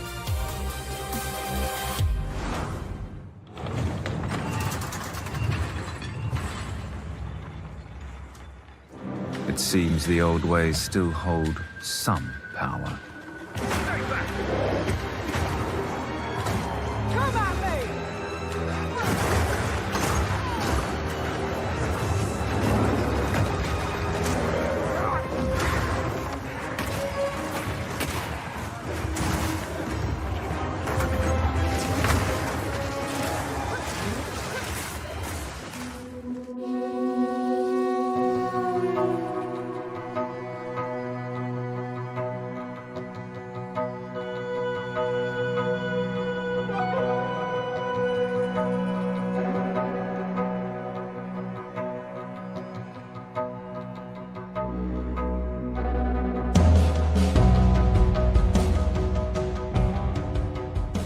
Path of Exile 2 is basically our next generation action RPG. And one of the things we really wanted to make sure that we were doing with it is to make the action combat really, really excellent. We just want to make sure that anyone playing the game, you can play it like an action game, feels fun to play. We've added things like dodge rolls and like hack cancelling, things like this. And it just means that the game just feels a lot better than it previously did, as well as everything else that you'd expect from a sequel to Path of Exile. One thing in particular that sets Path of Exile apart is obviously the depth, but in the itemization systems, crafting systems, but also the sheer number of quantity of monsters, encounters. Like, we have over a decade of content that is going to be available in Path of Exile 2 as well. For Path of Exile 2, we really want to keep the mechanics from Path of Exile 1 that are great, but we can now have the opportunity to rebuild them or restructure them in a way that is easier to understand and much more accessible for someone coming at it for the first time, and keep that depth there, either hidden away or much more natural to understand. I think there's a big difference between depth and complexity. Path of Exile 2 in some ways is less complicated than Path of Exile 1 because we've simplified the sort of technical complexity around doing things like the way you socket skills and things like that to make it easier to understand. But at the same time, we're making sure that we keep all the depth in terms of character options and things that you can do. So everything is still there as far as like, what can I do to build my character? It's just that it is easier to do so because you don't have to be worrying, for example, about when you're changing your items that you're going to break the way your skills are working and things like that. So I think that actually new and regular players can tolerate a lot of depth. It's the complexity that we want to try and avoid. The dodge roll actually came about because we really wanted to be able to find a way to having some skills that took longer to do than other skills. But the problem with that is that skills feel really terrible if you start them and then you can't get out of them. So we really needed a way to make that interruption be possible, and the dodge roll was a really great way to do it. We actually already had a philosophy for Path of Exile 2 boss design where we wanted to make sure that everything was dodgeable. But previously we were just doing that by running around. But I think the dodge roll has actually changed a lot of things, and especially because, now that you can expect a player to be able to do that, it means that we can have the expectation and the balance as well. We've done fresh design on everything. We've taken some elements from PoE1 in terms of monsters, specific monsters, and brought them over and kind of because they were fun to play. Like, why not replicate something that is still fun to play? But of course, it's full fresh coat of paint. There are definitely new systems. I'd say a lot of the monsters are faster, for example, which is where dodge roll helps to come into play. We have secondary AI systems that allow the monsters to do skills while they were performing another skill. Much like how a player can dodge roll to interrupt a skill, a monster can now do the same thing. We have a lot more monsters doing interactions with the environment. They'll interact with the world more, a lot more spawning from things, a lot more, like in one of our areas, the Isle of Kin, we have monsters riding on top of another monster, and then when they get close, they all jump off. There's a lot of design changes that have had to gone on to take into account the way that the new skill system works. So with something like the Mercenary now, we're developing how crossbows should work. We kind of really looked at that and thought, okay, how can we make crossbows just feel completely different than bows? You know, if you look at a shooter, it's like pistols and shotguns and things like that, like what about those makes them different from each other? And so therefore it makes the whole experience just feel so different than what a bow feels like now. You know, you want that like pull the trigger and it instantly fires, you know, that kind of instant response type of thing. And I think that as we approach each different character class, we're thinking like, how can we make the skills here feel so different than every other class? For a lot of the really unique skill sets like the crossbows, which are almost basically guns, there's a lot of work that's been done in other games to make those feel great that we had the opportunity to bring into Path of Exile. And there's a lot of lessons of what works well in a shooter that can work well in an ARPG if you do the work, get the animations right, get the timing right. We've done a lot of core system changes to make it so that it feels like you've got as much control as you would in a shooter-focused game. There's a lot of what have other games done well that we can bring into Path of Exile that no ARPG is really built on, because they don't have the crazy level of skill variety that we've ended up having. So we've got a live stream later today where we're going to be showing off 2 of our character classes. We're really deep diving into the mechanics, and we're really excited to show that. So if you're interested to know more about Path of Exile 2, then tune into that later today. The old magics, not to be feared. Now, if you're anything like me, you leave your Christmas shopping to the absolute last second and then speedrun the entire thing in a single afternoon of guest checkouts and regret. But what to buy the PC gamer in your life? Well, our good friends at Intel have a few ideas. Here's 5 of their favorite gaming deals this holiday season, all on offer now at Newegg. The Acer Predator Helios gaming laptop. Inside is an i7-13700HX CPU, an RTX 4070, 16GB of DDR5 memory, and 1TB of storage. We've been big fans of Acer's Helios machines for ages, and the new 16-inch Predator has fast become one of our favorite gaming laptops. It's the perfect combination of processor, graphics card, big 240Hz screen, and price. The 24-thread Intel CPU is mighty strong too, and the RTX 4070 graphics card also supports the magic of frame generation for a buttery smooth experience.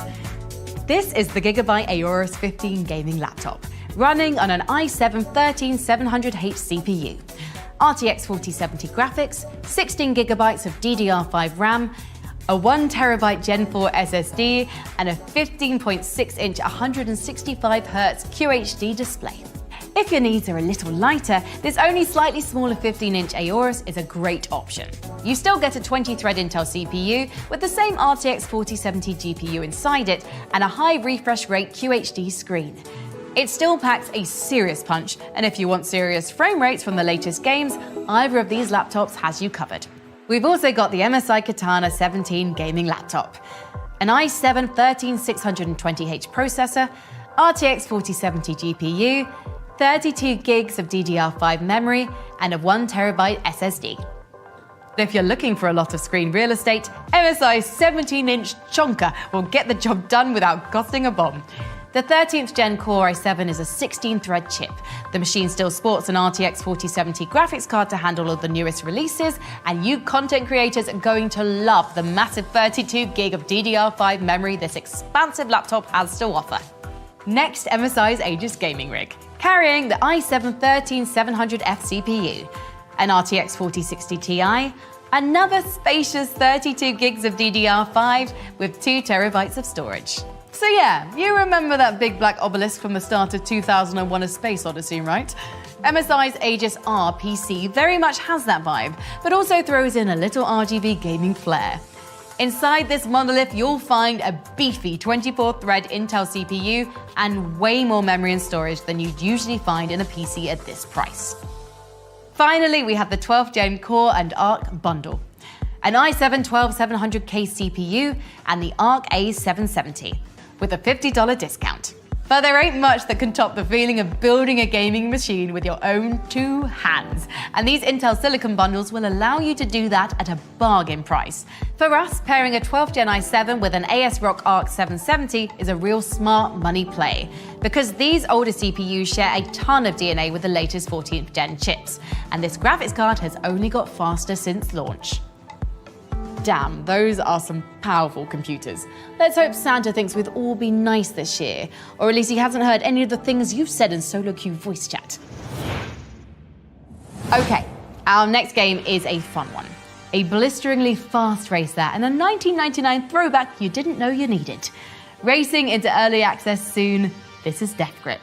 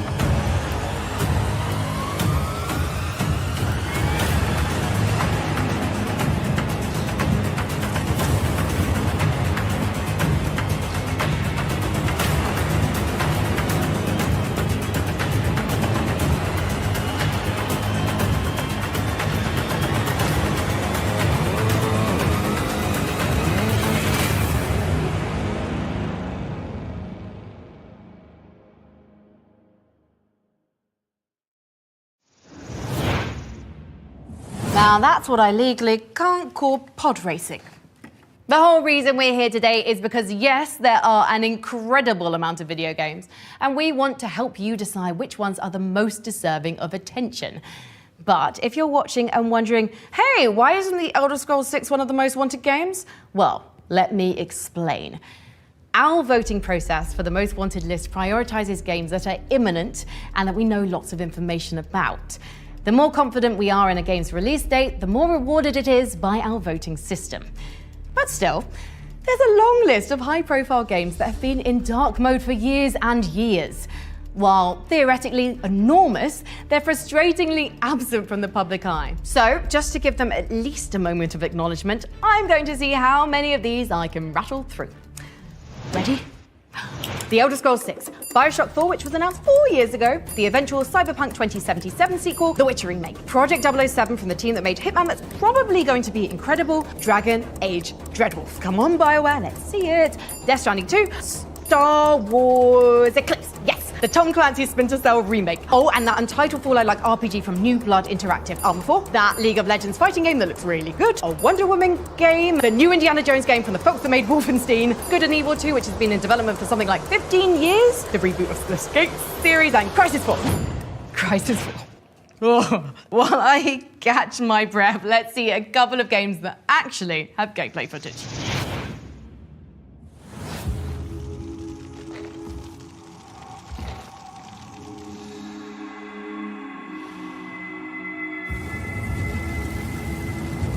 Our world is in chaos. The gods and their armies of the dead seek to rule over everything we call home. I'll be damned if I let that happen. My name is Noor Vanek.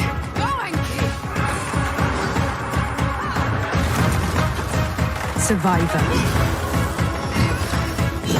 Soldier. God killer.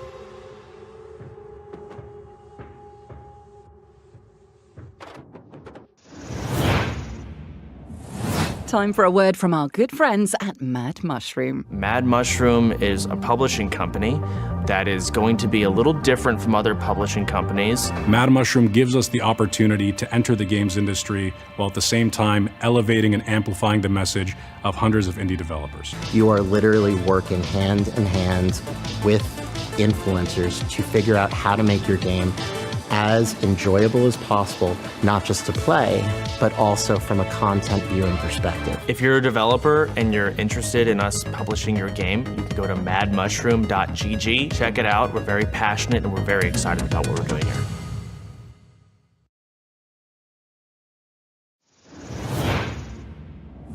In a city that never sleeps, innovators like Kieran Short and the All Street New York City Collective remind us that with the right tools, like the Alienware laptop, the boundaries of art and technology can be pushed beyond our imagination. That's where Alienware's top-of-the-line computers come in. Introducing our real-life XP boost, the Alienware Power Boost Benefit. Scan our QR code or visit the site below to see how Alienware is undeniably stepping up the game.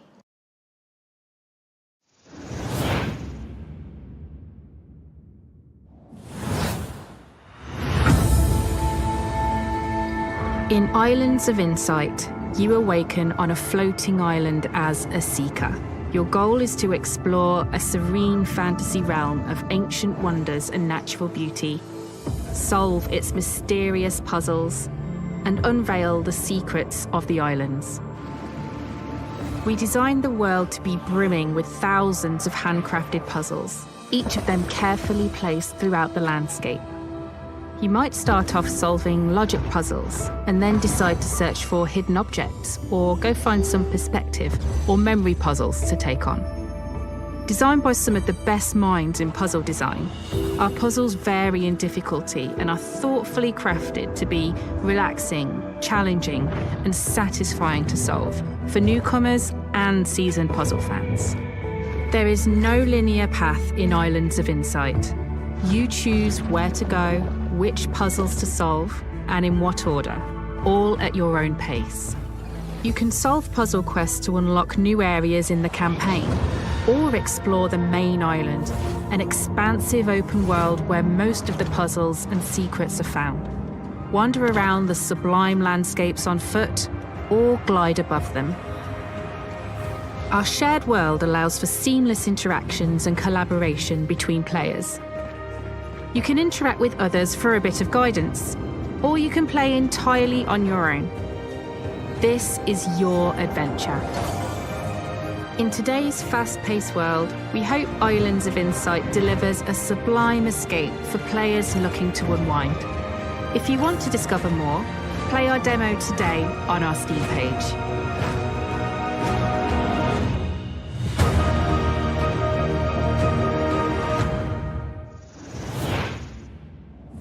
In 1999, Homeworld brought RTS space combat fully into 3 dimensions.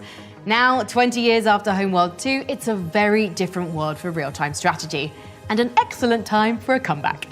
From Blackbird Interactive, this is Homeworld 3.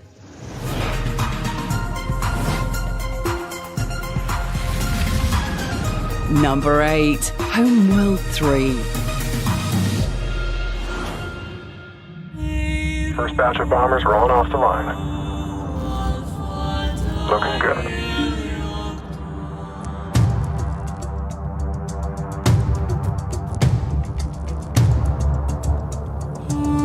Homeworld 3 is a 3D strategy game set in space. It's incredibly cinematically compelling. When we were first starting up on Homeworld 3, we were thinking, what are some of the coolest spectacles you can think of in the universe that you would want to play in or around? In essence, Homeworld 3 was really our original dream of Homeworld 2.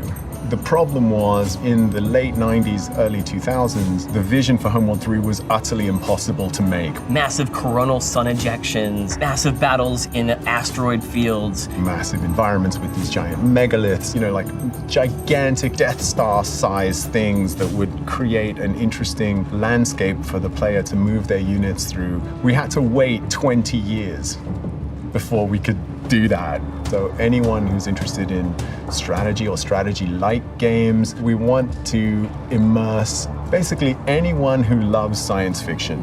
For us, Homeworld 3 is a love letter to the fans of the franchise that have been with us over the last 20, 22 years. And with Homeworld 3, we want to just continue that amazing feeling that you got from playing Homeworld 1 back in the day and give that to you again. you can play Homeworld 3 at the pace that you want to play. Tactical pause are going to allow you to actually just pause the game 100%. We have a classic controls, which you'll know and love from Homeworld 2, and then we have our modern control scheme. And that one is built around FPS controls that you know and love from the games that you've played before. So MOBA players, RTS players from other games will be able to quickly understand, okay, if I want to go somewhere, I just click on this element here. Cinematic combat is such a huge pillar to the franchise. We want you to be able to get in there, find the coolest camera angle, and enjoy the spectacle. For anybody who's never played a Homeworld game, they'll be able to get right into the action. We wanted choke points. We wanted interesting strategic decision-making for the player. When engaging in combat, terrain will actually matter. We have tunnels where you can actually take your fighters and frigates through those things, and that will actually remove you from the enemy sensors, so you can ambush them. You can actually use a larger ship to take fire for another ship.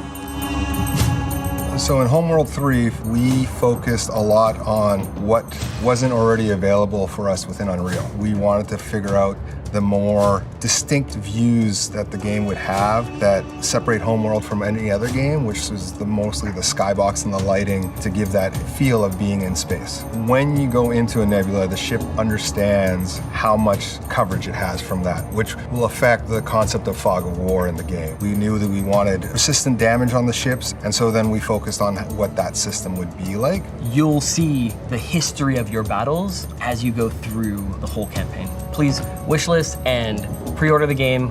We're super excited to have you.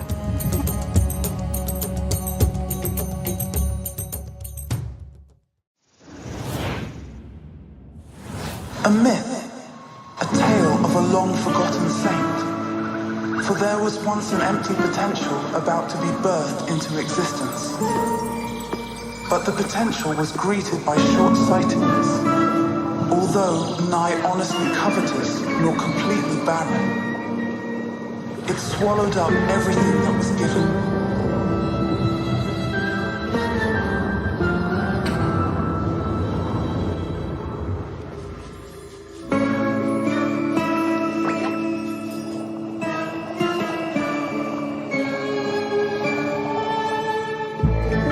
The saint, reincarnate as fit and proper, but never aware. Dictated from beyond by blessed ignorance and idle hands. Uji's solidarity, like a utopian hummus. Blessed be she. Life is not given, but received, and her worth lies therein.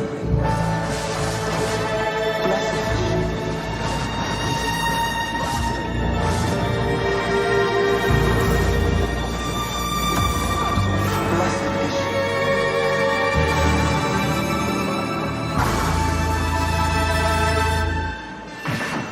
Blessed is she.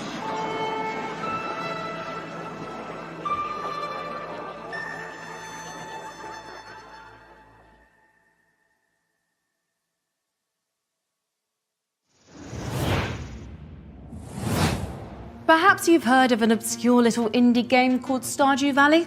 Or maybe the hundreds of cozy life sims it inspired. Whilst its imitators are busy trying to rebottle the farm life lightning, Stardew's solo dev is leaving the barnyard behind. From two editors at PC Gamer, Lauren Morton and Molly Taylor, let's hear more about this highly anticipated follow-up.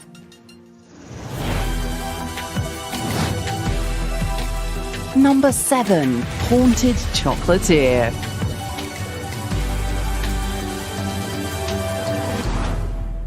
Molly, you and I end up talking about cozy games on the PC Gamer Chatlog podcast quite a bit. Which is why it's so exciting that its creator, Eric Baroni, is currently working on his next game, Haunted Chocolatier, where instead of us being on a farm, we're like running a chocolate shop instead, which sounds super exciting. We haven't seen a whole lot about Haunted Chocolatier yet. We've seen a brief trailer and we've seen some screenshots. We've seen boss battles potentially. We've seen a bit of the new cozy town. We've seen some expanded combat over the Stardew Valley formula. So we're definitely anticipating hearing more about it as it continues development. So I'm really excited to see how Baroni is going to take that formula and evolve on it.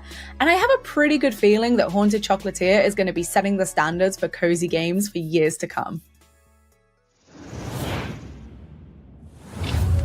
Assistance required on the corner of 5th and 24th Street. A gas station has exploded and we require immediate medical attention. Received loud and clear. We're on our way. ETA approximately 5 minutes.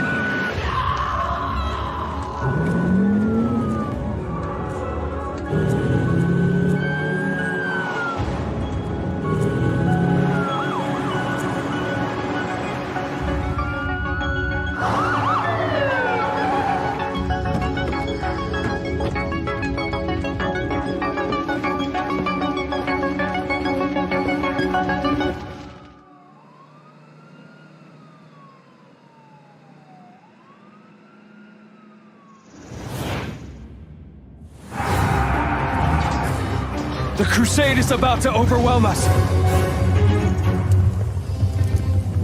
The crusade is on the rise. I have to warn everybody. We must keep them from reaching the Enclave at all costs.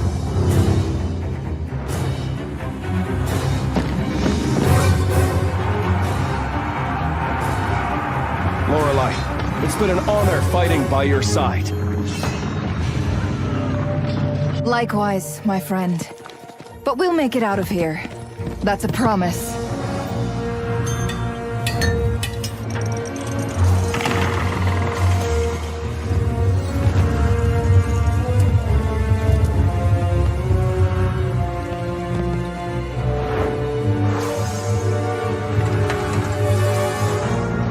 Fate brought us here. We did not come by choice.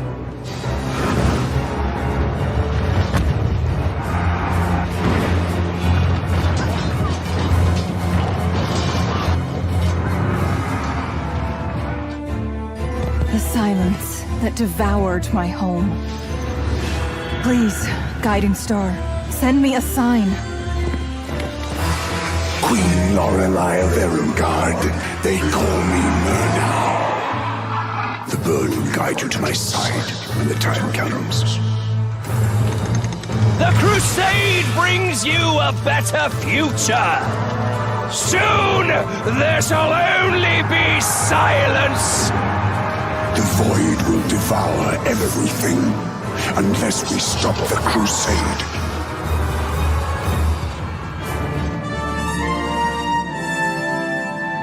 Firstborn, starborn, even constructs. Deep down, we are all as one.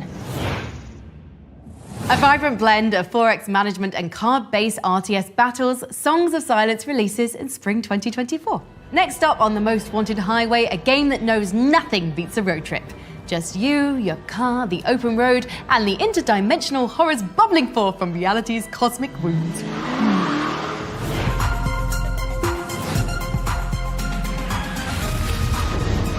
Number 6, Pacific Drive.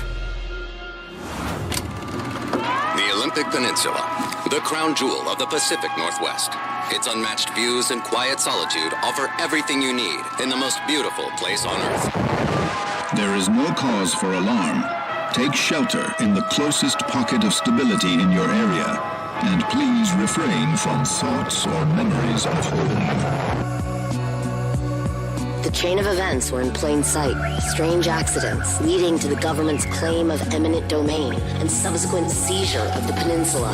The evacuation of 100,000 people, and the attempt and abject failure at containing the rumors that spread like wildfire.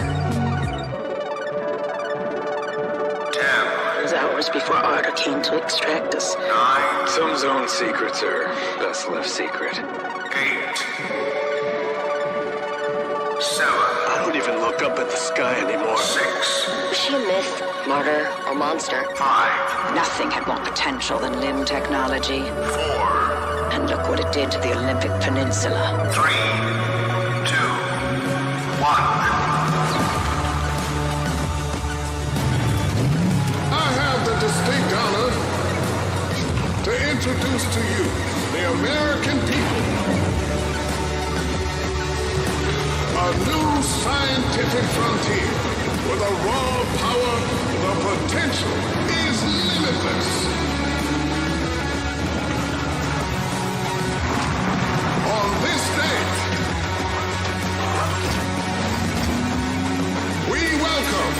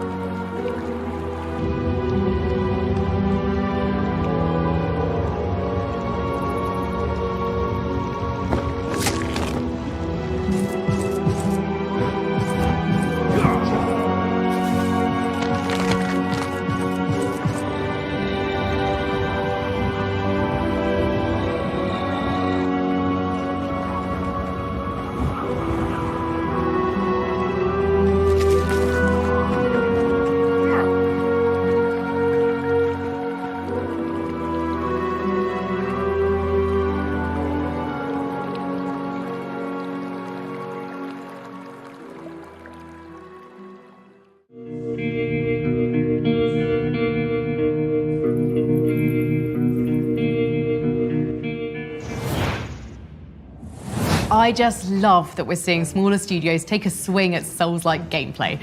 Mortal Crux is coming soon to early access. Coming up, we're nearly at the top of our list. It's time for a second helping of Helldivers as the most wanted countdown continues.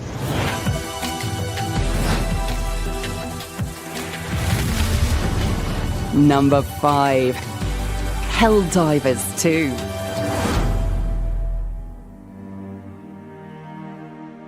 If there's one thing we value, it's interstellar combat with giant acid-belching insects, or as the fine soldiers of Super Earth call it, democracy. Now shooting in third person, the Helldivers redeploy for co-op, and our panel of experts can't wait to enlist.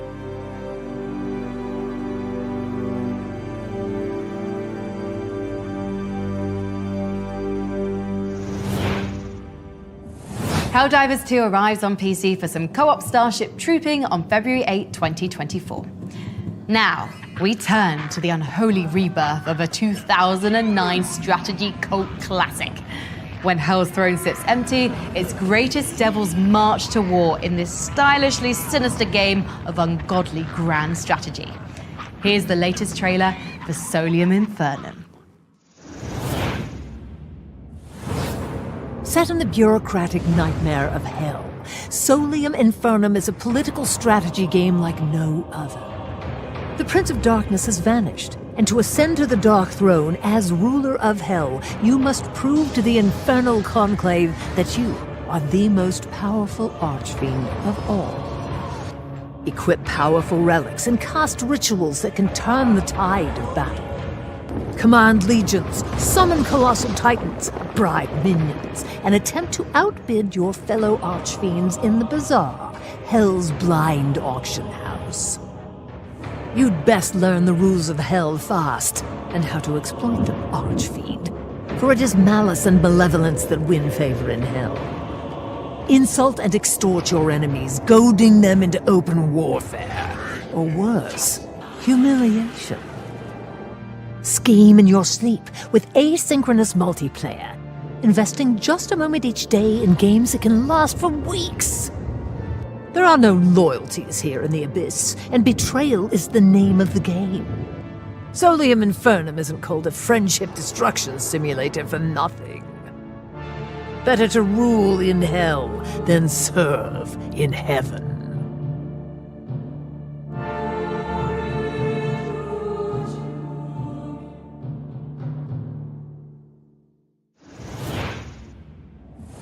History is defined by moments when its greatest himbos collide. In January, the world will stand witness as Yakuza's very best boys unite for an ocean-spanning RPG adventure, and probably like some mahjong. Like a Dragon earned high marks from our voting crew. Let's see what Sega's got cooking.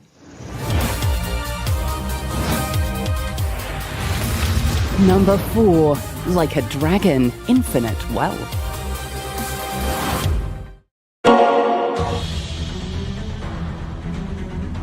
Lately, our old friend, the Seiryu clan's been acting mighty suspicious. It's a pleasure to meet you, Asuka-san. I'm sending you to Hawaii. There's someone there who wants to meet you. It's your mother, Akane-san. What the hell's going on? Freeze. Kiryu-san? High time you met the head of the Barracudas. Name's Dwight. Barracudas are after me. Akane-san, they're after her too, you know. You seen this? This is someone else, Yanja. You trying to tell me there are Yakuza in Hawaii? The head of Kazuma Kiryu. What better trophy than the head of a dragon? I really need your help, like, right now. I'd take a bullet for a bud any day. Take cover! You can always turn a new leaf, but you can't turn back the clock. All you get is the precious time you're given. You ready for this, Kasuga? Let's do this.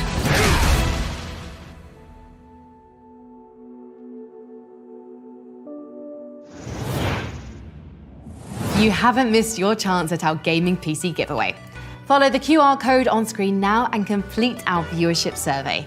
Once you're done, you'll be in the running to win a custom AC Mirage PC created by the talented guys at Blue Horse Studios and boasting a Core i9-14900K CPU from the show's presenting sponsor, Intel. Hell yeah, free computers.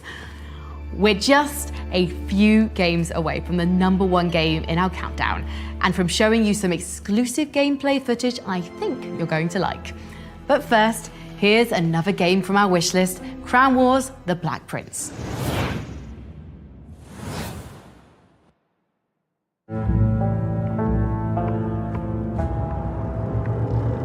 War, your great passion. How appropriate, for it makes you blind to our ascension. We were here well before your kings, before your religions. We will be here after your empires. We are domination. We are power beyond imagination. We are blood, death, multitude. We are the terror that whispers in the dark. We are the chaos in all things and the order within chaos.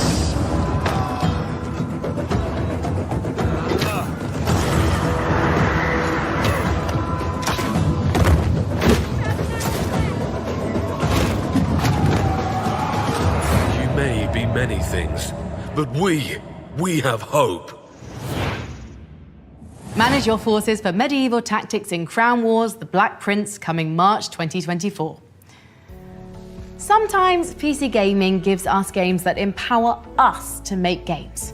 Our next studio visit is with the group behind Everywhere, an ambitious creation platform currently in development. Let's hear a little more about the big vision behind Everywhere.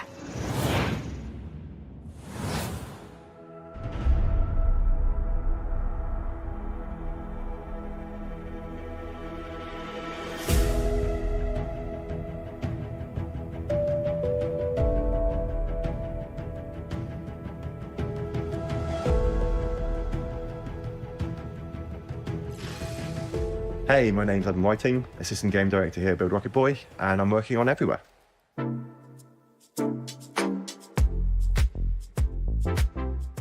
So it's a world of creativity and exploration and discovery underpinned by really high quality systems that hopefully inspire the next generation of games creators and world builders. Hi, my name's Leslie Benzies. I am the game director of Everywhere and Mind's Eye, founder of Build a Rocket Boy. Everywhere is a place where players can tell their stories, where they can build their own world. There's shooting elements, there's driving elements, there's puzzles. Players can build UGC, take part in many different experiences, and they also play a AAA game called Mind's Eye. Tools, which we call Arcadia, they're a part of Everywhere, so you don't have to jump to a separate executable to trigger them. We built the platform with UGC in mind, so it's inherent to the games. Arcadia, I think, is a really wonderful suite of creation tools that we're using internally to build content within the platform. I think that's really important. If you're using one set of tools and then giving a lesser subset of that to players, they immediately realize the limitations of the tool set they've been given. Whereas we want everything that players play within Everywhere to serve as inspiration because they have the same tools that we use to build that experience. So you could look at Utopia as the hub where you socialize. It's where you come into the games, meet up with your friends before you decide to go play the entertainment that you and your posse will like to. It's a place that you arrive in within Everywhere, and then you can use it as like a launch pad, jump into any other type of experience. Go and explore the open world of the biomes surrounding Utopia City. You can jump into the district buildings that curate specific types of content, or you can jump into anything you want to through our portals or through invite some other players. But essentially that's the kind of foundation that you use to kind of experience all these other interesting kind of facets and gameplay experiences. The progression system of the game, the actual gameplay of Everywhere sits within the biomes, and then you've got these abstracted other areas which we call arcs, and they're pieces of UGC content that we build and our players will build, and they're held separately from the main world. They're connected by virtue of the fact they're all part of this one ever-evolving, ever-changing world called Everywhere, and they're all connected, so using the same character and the same data to kind of traverse these different experiences, but they're not causally related or narratively related. You know, we were intentionally intentionally take a very light touch with the narrative within the game because we want this to be a world where players have agency and they have freedom to infer their own stories and their own world building within this space. And we don't really know what they're going to do with it. And we really want to earnestly kind of move forward with them and help them build this world with us. If you were kind of able to take part in like a shared reality with other players of all different types, who had all different types of backgrounds and experiences and wants and needs, but they're all being fulfilled by the creative potential of one particular platform, I think that'd be a really exciting place to be. The purpose of our alpha test, it's more of an infrastructure test. The first people moving into this world are going to be able to check out our systems, allow us to do a lot of kind of testing of the back ends, all that kind of stuff. But they're also going to be kind of the intrepid explorers, the first into this brand new horizon, the first people to experience the tools and be able to build some really cool content with them. We're keen for everybody to get involved. You know, like I said, this is a game that's been built from the very beginning with people like you sat at home watching this video right now in mind. So I implore you, please come to everywhere.games, sign up for the alpha. And we're very excited to hear player feedback. Time for a new world. Let's build it together.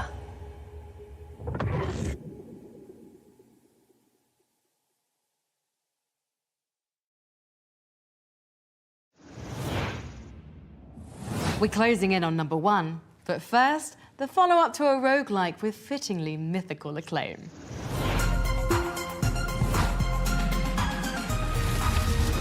Number 3, Hades 2.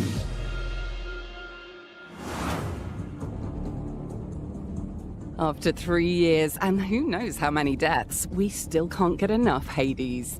And apparently neither can its developers. In Supergiant's first sequel, Hades is imprisoned and the Titan of Time is loose. You're the witchcraft-wielding princess of the underworld striking out against the forces of Kronos. It's really something to imagine how Hades 2 could build on the slowly unfolding storytelling and elegant design of the first game.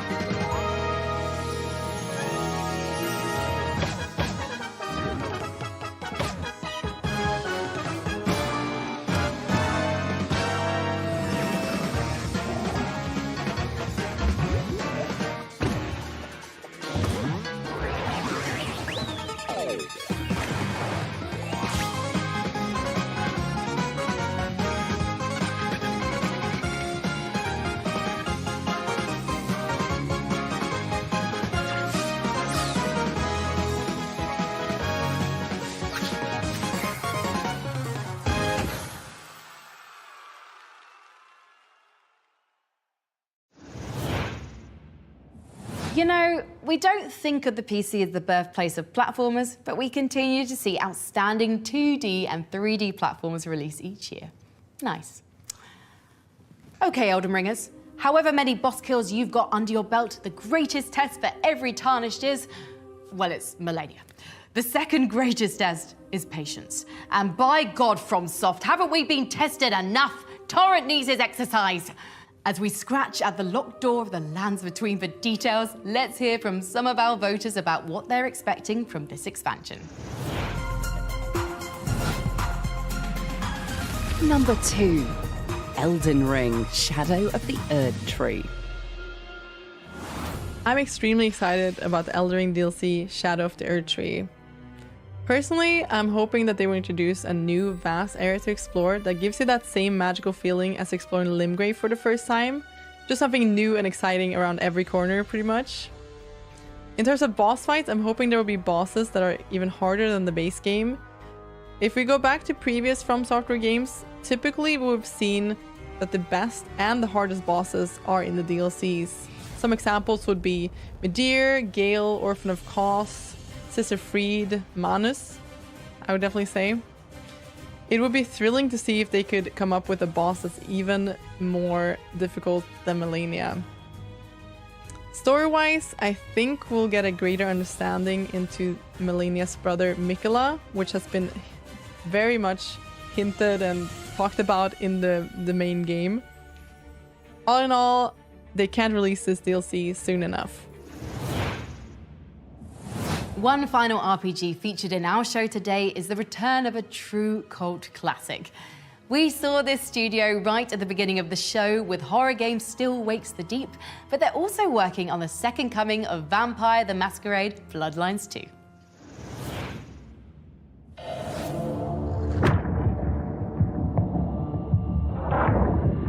Tell me, Willem, what rumors have you heard about me? That you were there in Cairo. They called you the Slayer. And what will I be to you, Willem? And to this lonely, forgotten warehouse?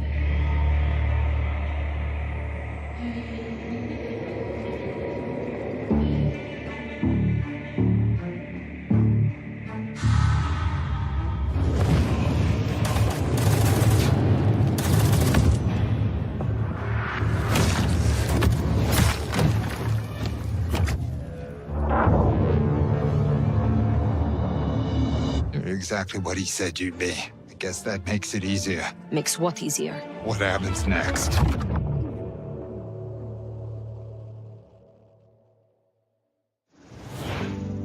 Before we find out which game tops our most wanted list, let's recap the top 25 so far.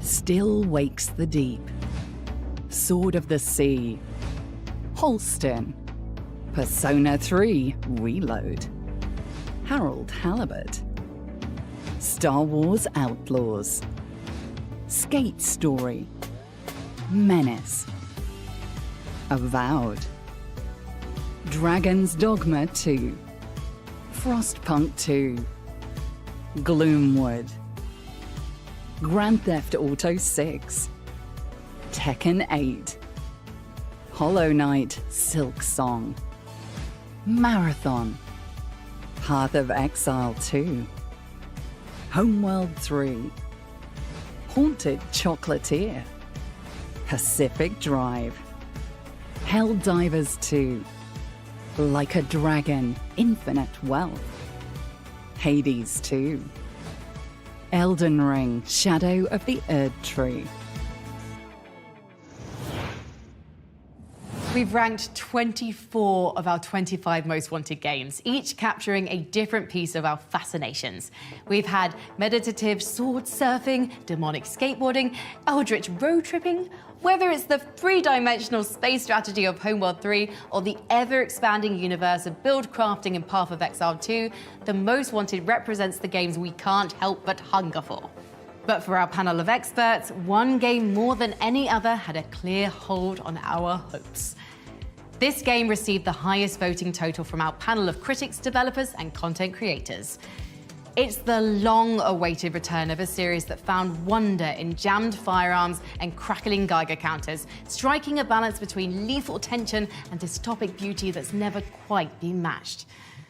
But also, this game is a testament to developer fortitude. This is a project that's weathered wartime, including office relocations and most recently, a severe studio fire. Here is our most wanted game.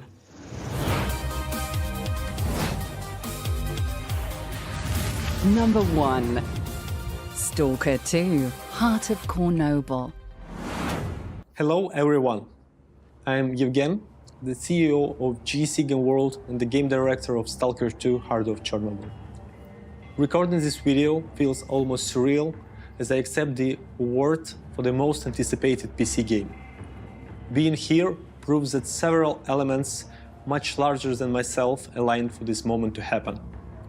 Firstly, it's about you, our fans. Many years ago, when the journey we had planned concluded, you refused to leave the zone. You enriched it with stories, love, and life, ensuring that legacy continues through the years. You've shown us that there are still goals to achieve and stories to tell. Your passion has guided us throughout this journey, and I can never express enough gratitude for that. I consider this award a symbol of your unbreakable trust. Secondly, it's about the journey itself. This path was extraordinary, marked by dedication, passion, and commitment from everyone involved to deliver an unforgettable experience.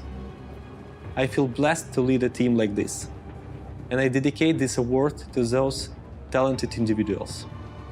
Stalker 2 stands as the biggest and most complex game in our lives. It was ambitious from the beginning, but evolved into an ultimate challenge. It holds extreme significance and a deeply personal connection for us, crafted amidst the most stressful conditions imaginable, including the pandemic, war, relocation, cyber attacks, life threats, and more.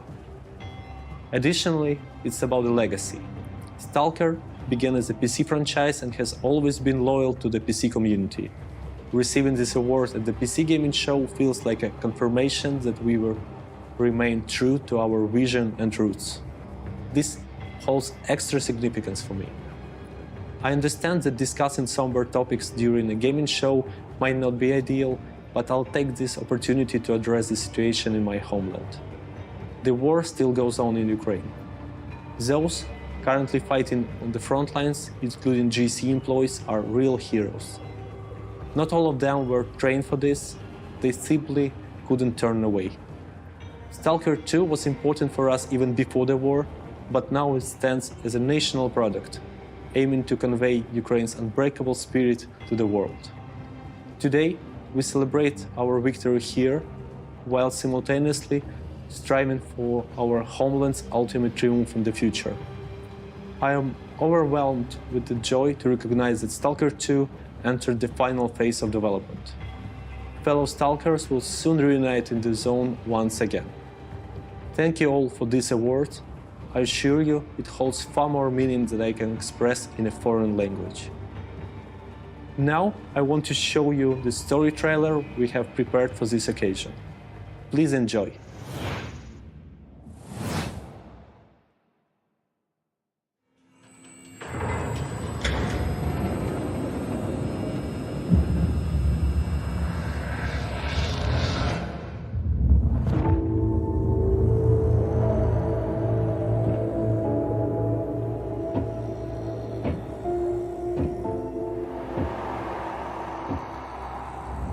You asked me about my good luck charm. Remember? It's an empty shell. Decided to play soldier? With me? Dimitri and I were just discussing a certain puzzle we found in the zone. But we can't quite seem to get all the pieces to fit. Maybe you can figure it out. It reminded me that we used to be puppets. I took just one awkward step, and my whole world plunged into darkness.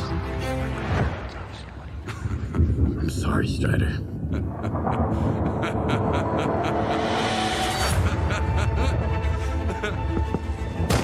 That was the day the psi fields were turned off. Suddenly, the voice of Monolith was gone. I felt as if I was awakening from a years-long coma. And through the scope, we saw the body of an unknown soldier fall. We had a simple choice. Sit back and just wait for another super emission, or take a chance and get control of the anomalous energy. Only I didn't choose that path. Unlike you.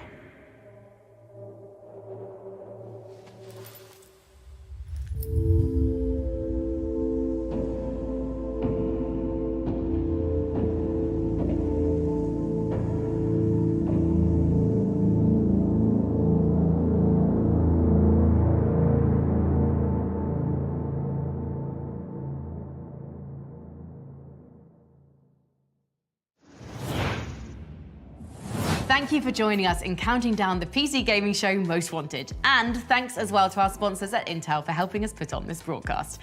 And remember, all the games featured in today's show can be found on the PC Gaming Show Steam page at pcgamer.com/wishlist.